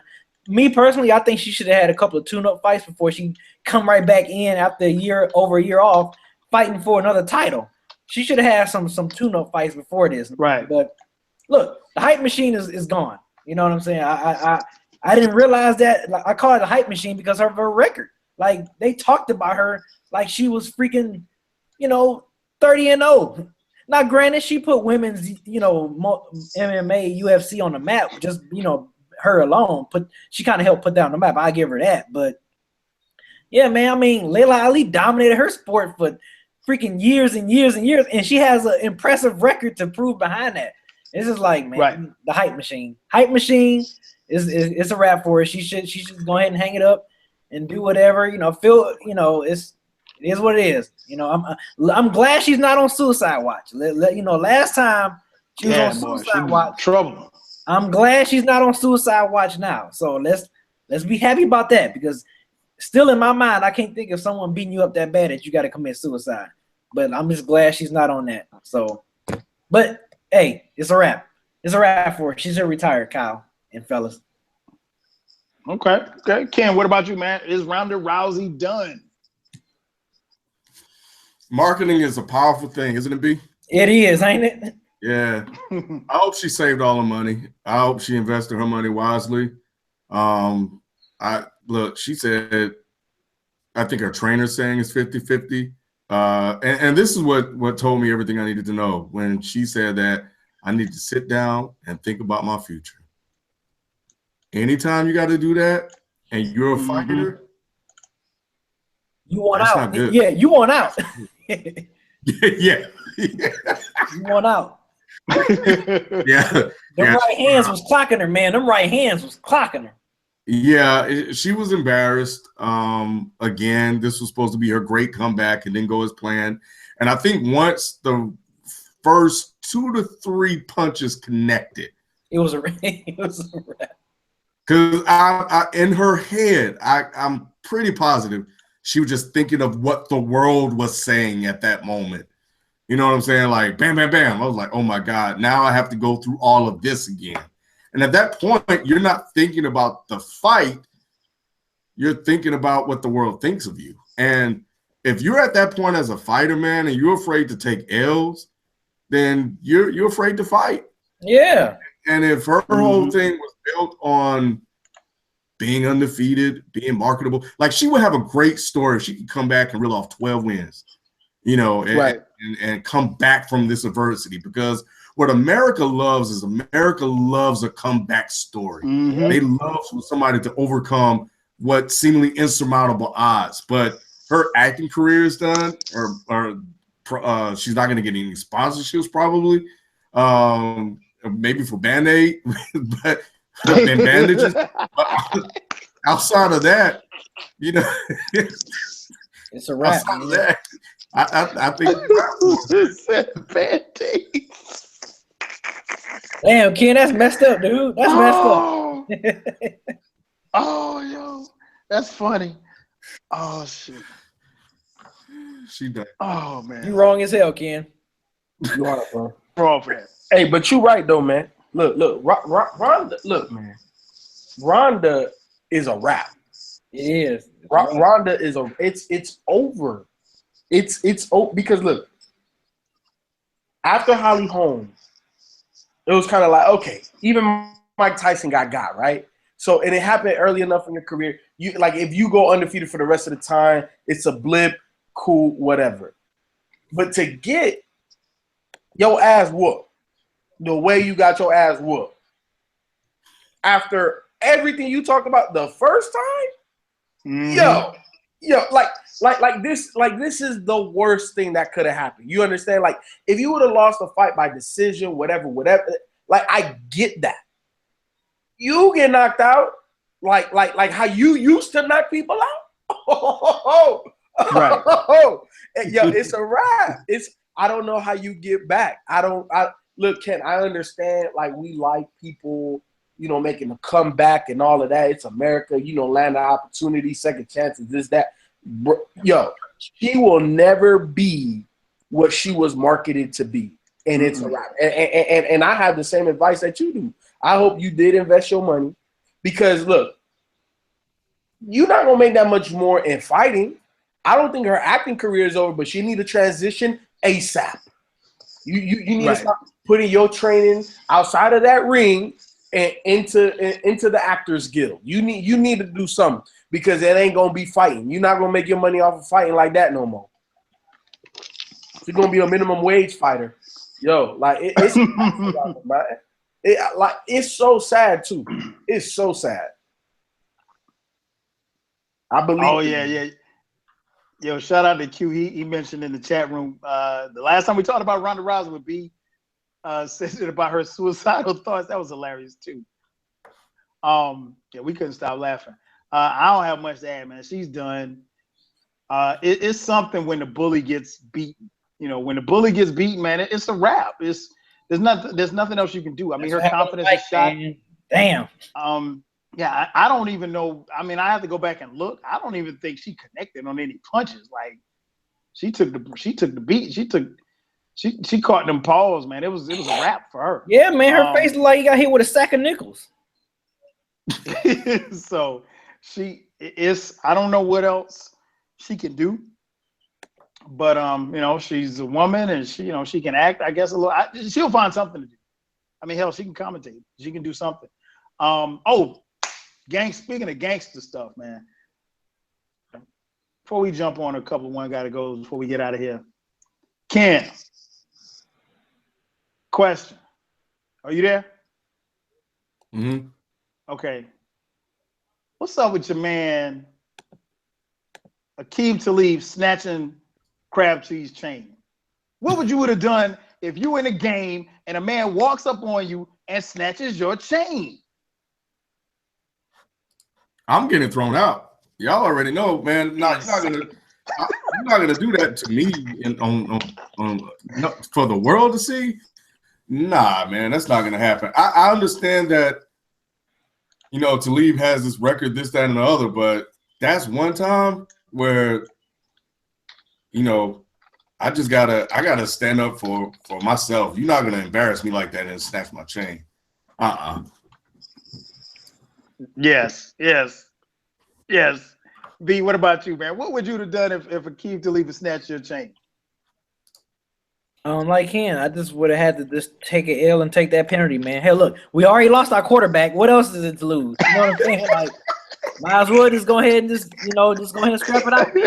Man, dude, crazy though, man. Talib, he some man. That dude is like, he's like 4 cans he ain't got it short all. of a 6-pack, man. Like that dude is gone. But yeah, man, I just would have had to. I'd have had to Andre Johnson him. You know what I'm saying? I just would have had to do that. That'd have been the thing. FIFA, what about you, man? Dude run up on you during the game. Everybody's watching national TV, and he snatches your chain. I feel like J. Cole, give him my chain, never. Man, yo, look, man, where I come from is a different set of rules, B. Like, right. That's like spitting in my face. That's exactly what that is. And look, I don't care if I break my hand or whatever, you gonna know that you can't do that again. Because, no, it's just not gonna happen. It's just not, they're gonna have to kick me out. They're gonna have to fine me too. Because there's gonna be some obscenity said. You know what I'm saying? I know supposedly you can't cuss on the field no more. Oh, he would have been all types of you black mother. You know what I'm saying? Like, boy, you think I'm light skinned? I would have been red like this shirt on my back. Yo, nah, man, nah, that's not cool. That's highly disrespectful. And you know what made it worse is that Akeem said after the game, he said, "Well, I told him, that I was gonna snatch it. I didn't like the fact that he was wearing a chain, and I've said if I saw him again, and he had the chain on, I was gonna snatch it." And the reporter asked, "Well, what did he say?" And he said he cried to the rest, but he ain't say nothing to me. Man, listen. Like I said, people, where I'm from, it's a couple of things that's really, really disrespectful. 1, snatching somebody's chain. 2, snatching somebody's chain and making them pay to get it back. 3, stepping on their brand new Air Jordans on purpose or Air Force Ones. Yeah, man, we got to fight. And you know what? I might have fought you right there on the field. If I didn't fight you on the field, I'm damn sure waiting for you in the locker room. I'm standing out. I'm doing exactly what Carmelo did when he tried to grab KG. When KG was talking about his old lady, I'm waiting for you at the bus. We're going to fight. You know what? We are going to fight. For Talib on the sideline to be making fun of it, like, yeah, I pulled this stuff. Oh, hell no. You look, after you would have pulled my stuff, you would have been on a golf cart in the locker room, B. Like, you wouldn't have been out there talking no smack about yanking my chain. You would have been having to get something wrapped or fixed or a cast or something. You ain't gonna be laughing about it. Then to make matters worse, FIFO, the cameras caught him calling Crabtree a bitch ass nook. Wow. Twice. No. Yeah, I'm waiting for you at the bus. You want to snatch my chain and then cuss me out on national TV? Nah, we gotta fight. We ain't got to resort to guns, but we're going to fight. Because it don't have to go to that level. We're going to fight. We definitely going to fight. My man AJ said he would have gotten the Geno Smith treatment. Oh, no, it wouldn't have been no sucker punch. He would have seen it coming. Or we definitely would have been fighting. All right, man. One got to go before we get out of here. We're running a little late. But I'm sorry, Ken. Hey, want to go ahead and announce the winners of the 4 do that. leagues that we ran this year. Thanks to everybody that were playing. some of you guys got to find out firsthand that B and I, we the real deal, man. So This guy. I feel sorry for all of y'all, but yeah. So in the league that B and I co-managed the team, shout out to Capus the homie. He beat Bear Down 105-101. So he was actually the second seed. Bear Down was the number 1 seed. B and I eked into the playoffs as a 4 seed, but we just didn't have enough. We used all our mojo just to get in. We started out like 2-4 and had to go we had to win out basically to get in. But shout out. That was a fun league. So we had fun playing that and chopping it up with everybody there. In the Dead End Sports Podcast League on ESPN. He was actually in the chat room. Craig Mack, Aaron Hernandez Pistol Offense. Oh, he was. Oh man, shout him out. Yeah, he beat me. He got me, man. He got me. He got me in the finals, man. Yeah. Damn. And with that said, B and I won titles in the other 2 leagues. I won the other ESPN DES league. Beat starts at what's his name? Let me get his name. I want to shout him out. Charity Starts at Home. So I beat him 101 to 94. Great comeback win. He was actually chatting with me on Twitter about that one. And I had to come back. I needed 2 points to win that one on Monday. So shout out to Eric Ebron. And in the NFL league that you were in, Kyle, and Q were in, and we're in that one. I played B in the finals and I lost that one. Continue my dominance over Ken. That put me at 6-0 this football season, fantasy football season against Ken. That's crazy. That's like unheard of. Now, I got 8 teams in the so I got 20 teams. I had 27 teams. I got 20 in the fantasy football playoffs. I got 8 in the finals. I won 6 titles out of 8. David Johnson got hurt, or it would have been 7 out of 8. I would give all of those back to have this one win. Because I beat him twice in the real NFL. I beat him twice in the ESPN league. Then I beat him twice in the NFL.com league. Ken was so mad that one time he posted a Periscope. He even did a Periscope video. He was so mad. Aaron Rodgers threw no touchdowns. None. And then he balled out through 5 the week after. He sure did. Yep. I hate this sport. I dominated Ken in 2016, man. Like, that was my domination. I was so happy I got Ken 6-0. Oh, he was so pissed. Oh, I'm so glad. That was the and that was the league. I was 2-5, came back, made the playoffs, and it was 4 teams that only went in. I was a Final Four, and I won a championship. Can't tell me I'm that dude. Yeah, I was well. But yeah, real quick to wrap up, man. Thanks to everybody that listened and watched our videos.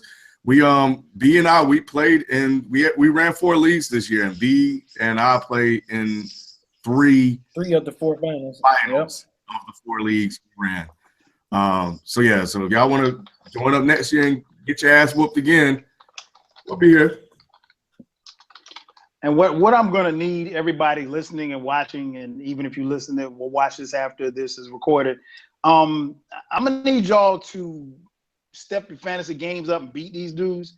Because the worst part about it is like when you get that text, like I got a text from Ken the other day talking about, hey, you're going to be talking to some fantasy winners when we do our next show because I got to hear about this. So I unfortunately had a bad fantasy season. It's not going to happen. It was, I will take all of the blame and put it on the president-elect because it's his fault. So that's why I sucked at fantasy football this year. But I'm going to need y'all to step up, man, because this is like the 2nd or 3rd year I got to hit Ken's mouth. Y'all bet. And it's year round. So, he shows up to video shoots with fantasy champ shirts on and crap like that. So, so the fact that B got one up on him, that's good because B don't brag that much. But he'll throw a little jab in there. So, you're going to be watching a Dead End Hip Hop video and B going to be talking about fantasy championship. Just watch. Yeah, man, me and Ken do this show for a reason. Because we're good. We're just good man. That's all. So I'm gonna need everybody. I'm contemplating retiring from fantasy football, which is what I say this time of year, every year. But I'll be back. But I'm gonna need everybody, man. We gonna have to step out, even if we have to team up together as far as a coalition, because we cannot have this happen again next year. I don't know how it happened this year. I'm gonna be honest. I lost interest after like week 5 after I started sucking. But we cannot have this happen again. This should not happen. I mean, it's bad enough when you're in 8 leagues, but if you're in 8 leagues and you win 6 of them, that's a problem. Because you guys don't hear it. I do. So yeah, that's that, man. So shout out to everybody who participated, man. Everybody hit us up. Word to the wise, hit us up early because this year I think we did 3 different for Dead End Sports. We try to do as many as we can to accommodate everybody, but it's just like anything else, it's first come, first serve. So you can't hit us up like 2 days before the fantasy draft talking about, hey, do you have any more slots? Because we're only going to do with so many different leagues. Before we get out of here, man, real quick, one got to go. Of course, we do these each and every week. These are not my ideas. These come from my homie Eclectic. You can follow him on Twitter at Eclectic with a K, or follow him at @1 gotta go. Just choose one, give you 4 options, and one has to go. So let's go point guards. Point guards. FIFO still there? Let's go. Let's start with FIFO. NBA point guards, man. One got to go. Jason Kidd, Isaiah Thomas, Gary Payton, or John Stockton. One got to go. The old school Isaiah, right? Jason Kidd, Isaiah Thomas. Isaiah Thomas from the Pistons. I'm sorry. Gary Payton, Thomas. Isaiah Thomas, and John Stockton.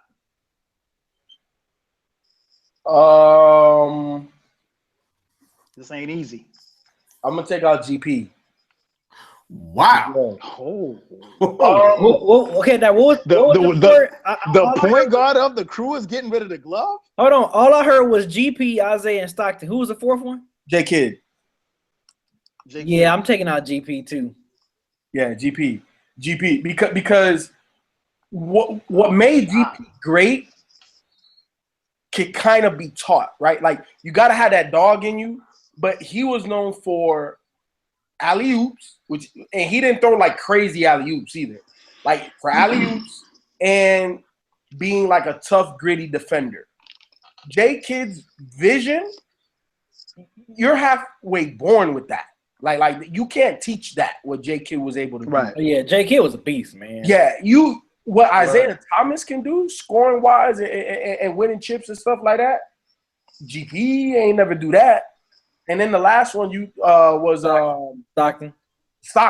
Look, man, the man leads the league in all time in assists and steals. Sorry, GP, you ain't. Yeah, you're not up there, bro. GP. Stockton ain't going nowhere. Nah, he can't. All right, Ken. So who you got, Ken? John Stockton. Of course. Ken's racist. Get rid of Stockton. Ken's racist. Oh yeah, I forgot. Yeah. I would love, that the man averaged double-digit assists for his career. I would love to have some of those 11, 13, 14 assist years.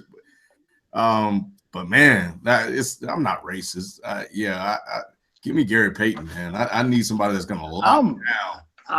I'm going opposite, man. Hey, Stockton wasn't the slouch on defense. That's what I'm about to say. What are you talking about? Yeah, I gotta go. I gotta keep Stockton ain't going nowhere. I'm reluctantly getting rid of J Kidd, and I love J Kidd's game. What? Was crying, and Jason Kidd came out of high school the same year I did. So no, I'm sorry, he came out a year before me. J Kidd dominated. He was one of them point guards that dominated the game without even needing to score. Man, he just needed the ball in his hand. Jason Kidd was unreal in the 8th grade, and I mean, like we heard about him on the East Coast, and this was pre-internet. So yeah, that's tough. And I mean, I see a couple of people in the chat room saying Stockton, but trust me, you have no idea how dope Stockton was, and Stockton was crazy. I played a position, and see, and that's the reason why I'm saying like those other 3 guys, I can't get rid of them because J Kidd, like you just said, Kyle, doesn't need to score. I said, oh my bad, B said that, but Yeah. When you were coming up, no internet. Jay Kidd all the way from Southern Cal. You ain't goddamn way over here. And we knew about him. We knew about him. We knew about him. Yeah. So that's crazy. We knew about him. Isaiah Thomas from Chicago. So that's another reason why I can't get rid of him. You know what I'm saying? I think enough said. I don't got to go over there. John Stockton, he is the preeminent point guard. If you said, look, I need a textbook point guard to run the team, that's the guy. Hey, FIFO. And FIFA also to piggyback, Gary Payton even said John Stockton was a more difficult person to guard than Michael Jordan. He was. He said that. Yeah, and Stockton was one of those dudes, man. You look up and he's got 20 points on you. I mean, like, you know about the assists, but his scoring ability, you look up and it wasn't all just Malone. And Stockton was tough, man. Stockton was tough as nails, man. Because he could shoot too. With that over the right shoulder shot. Yeah. He could shoot. He just didn't want to. He didn't need to. Yeah. All right, let's go hip hop albums. This one should be pretty easy. B, I'll start with you. One got to go Magna Carta, Holy Grail, Yeezus, Run the Jewels, the first Run the Jewels, or Nothing Was the Same. Yeezus. I'm with B. Okay. I'm with B. Kim? Carter, Holy Grail, Yeezus, Nothing Was the Same, or what else? And the first Run the Jewels. Yeezus. Hey, wait, hold on. Yeah. I'm gonna take Run the Jewels out because they don't belong in the same trash can as the other albums that you mentioned. What the heck? Like that I don't belong. I don't know how Run the Jewels ended up. That's talking about like we knew Run the Jewels wasn't being tough. Yeah, of course. Like what? Like what's that? How is that in the mix? I don't know how he came up with. Okay, so wait a minute. Somebody said Yeezus is. I hope you're being sarcastic. So Yeezus is a legendary album. Oh hell no, it ain't. As much as I hate it, trash. Right. As much as I hated Magna Carta, Holy Grail, Yeezus slightly edges it out. All right, let's go drinks real quick. Ken, wine, beer, liquor, or champagne? One got to go. Champagne. What about you, B?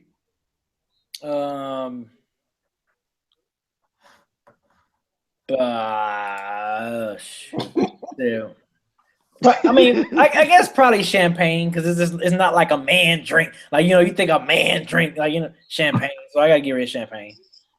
I'm gonna go. What about you, FIFO? I'm gonna go beer. I'm not a big beer drinker. I'm not either. So I was about to say beer. Yeah, but like for me, I feel like when I'm gonna drink some champagne, I'm celebrating some things. So I'm not getting rid of no damn champagne because there's still a lot of things I need to be celebrating in life. But beer, I'm good with beer. Why you laughing? Are you laughing, kid? What are you doing? What's so funny? The man drink. Right. You know what I'm saying? Like, you a man drink, man. Give me a beer. Oh no. I'll drink. I'm with FIFO. Beer gotta go. I'm not much of a beer drinker. Now champagne, I'll drink the hell out of it. In fact, if anybody got some champagne they want to send it to me right now. I'll drink your stuff up. But yeah, champagne is. Beer gotta go. I'm not much of a beer drinker.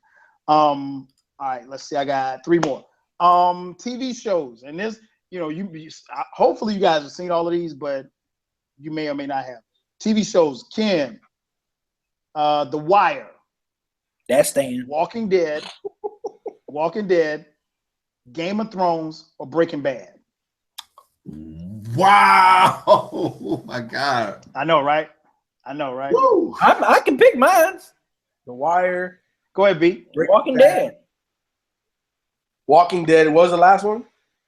Game of Thrones. Game of Thrones and Breaking Bad. This is easy. I'll go first. Who you got, FIFO? Man, get that bull crap of a show that don't belong in the same conversation.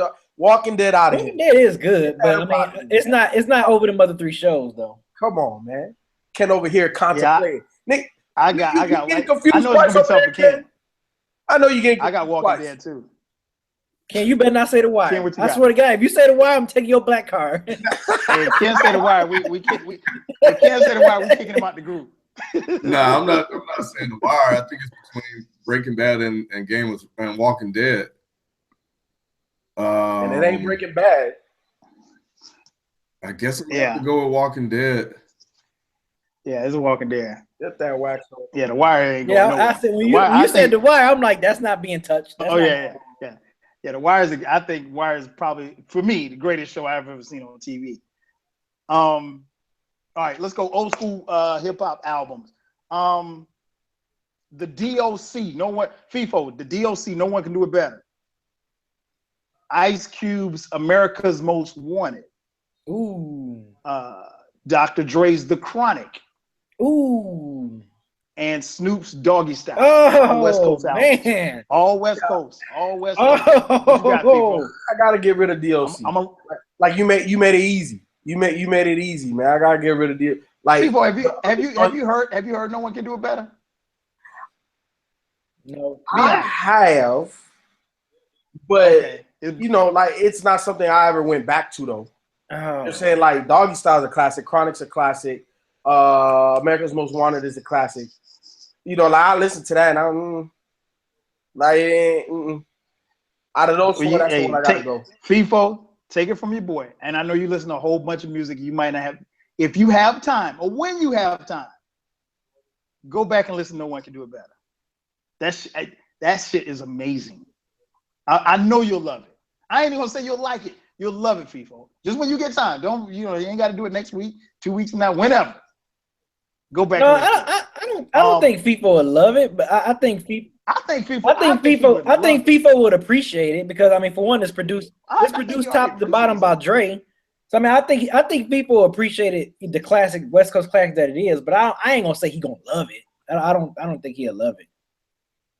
Okay, who you got? Who you got, B? Man, I'm still thinking. Damn, because I love it. Hurt me to even take out any one of them albums, man. It would hurt. I know, right? It would hurt. That's a good one. This is actually a good. This is a good one. Got to go. Very, very good. And Q in the chat room. Q, get out of the chat room, man. Q said the Chronic was awful. You got to get out of the chat room. He trolling. Don't listen to him. He trolling. Yeah, he's trolling. He's got to be. Q, I'm not talking to you for a day. Man, wow, man. Ken, what you got? What you got? I don't think Ken can make up his mind either. Yeah, this is hard. This is hard, man. Reluctantly. This is hard for me.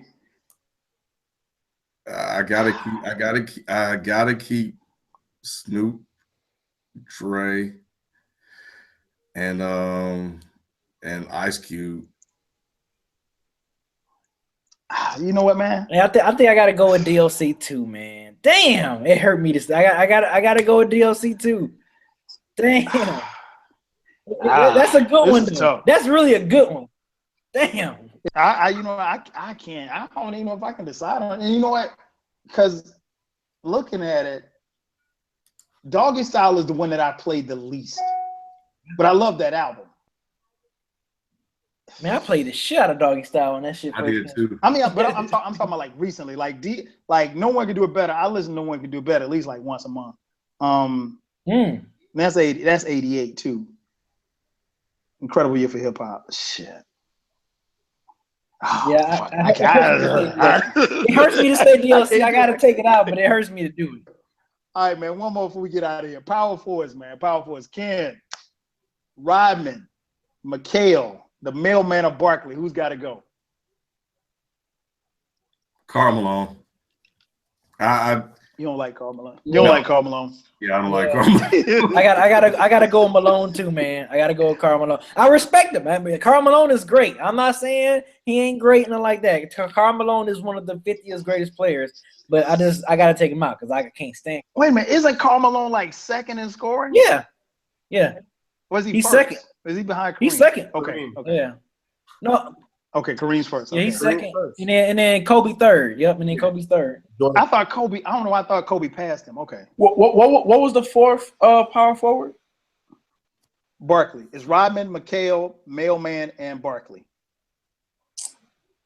Dang. I would say That's take tough. my ass up out of here. What? But I'm gonna have to go with the mailman too.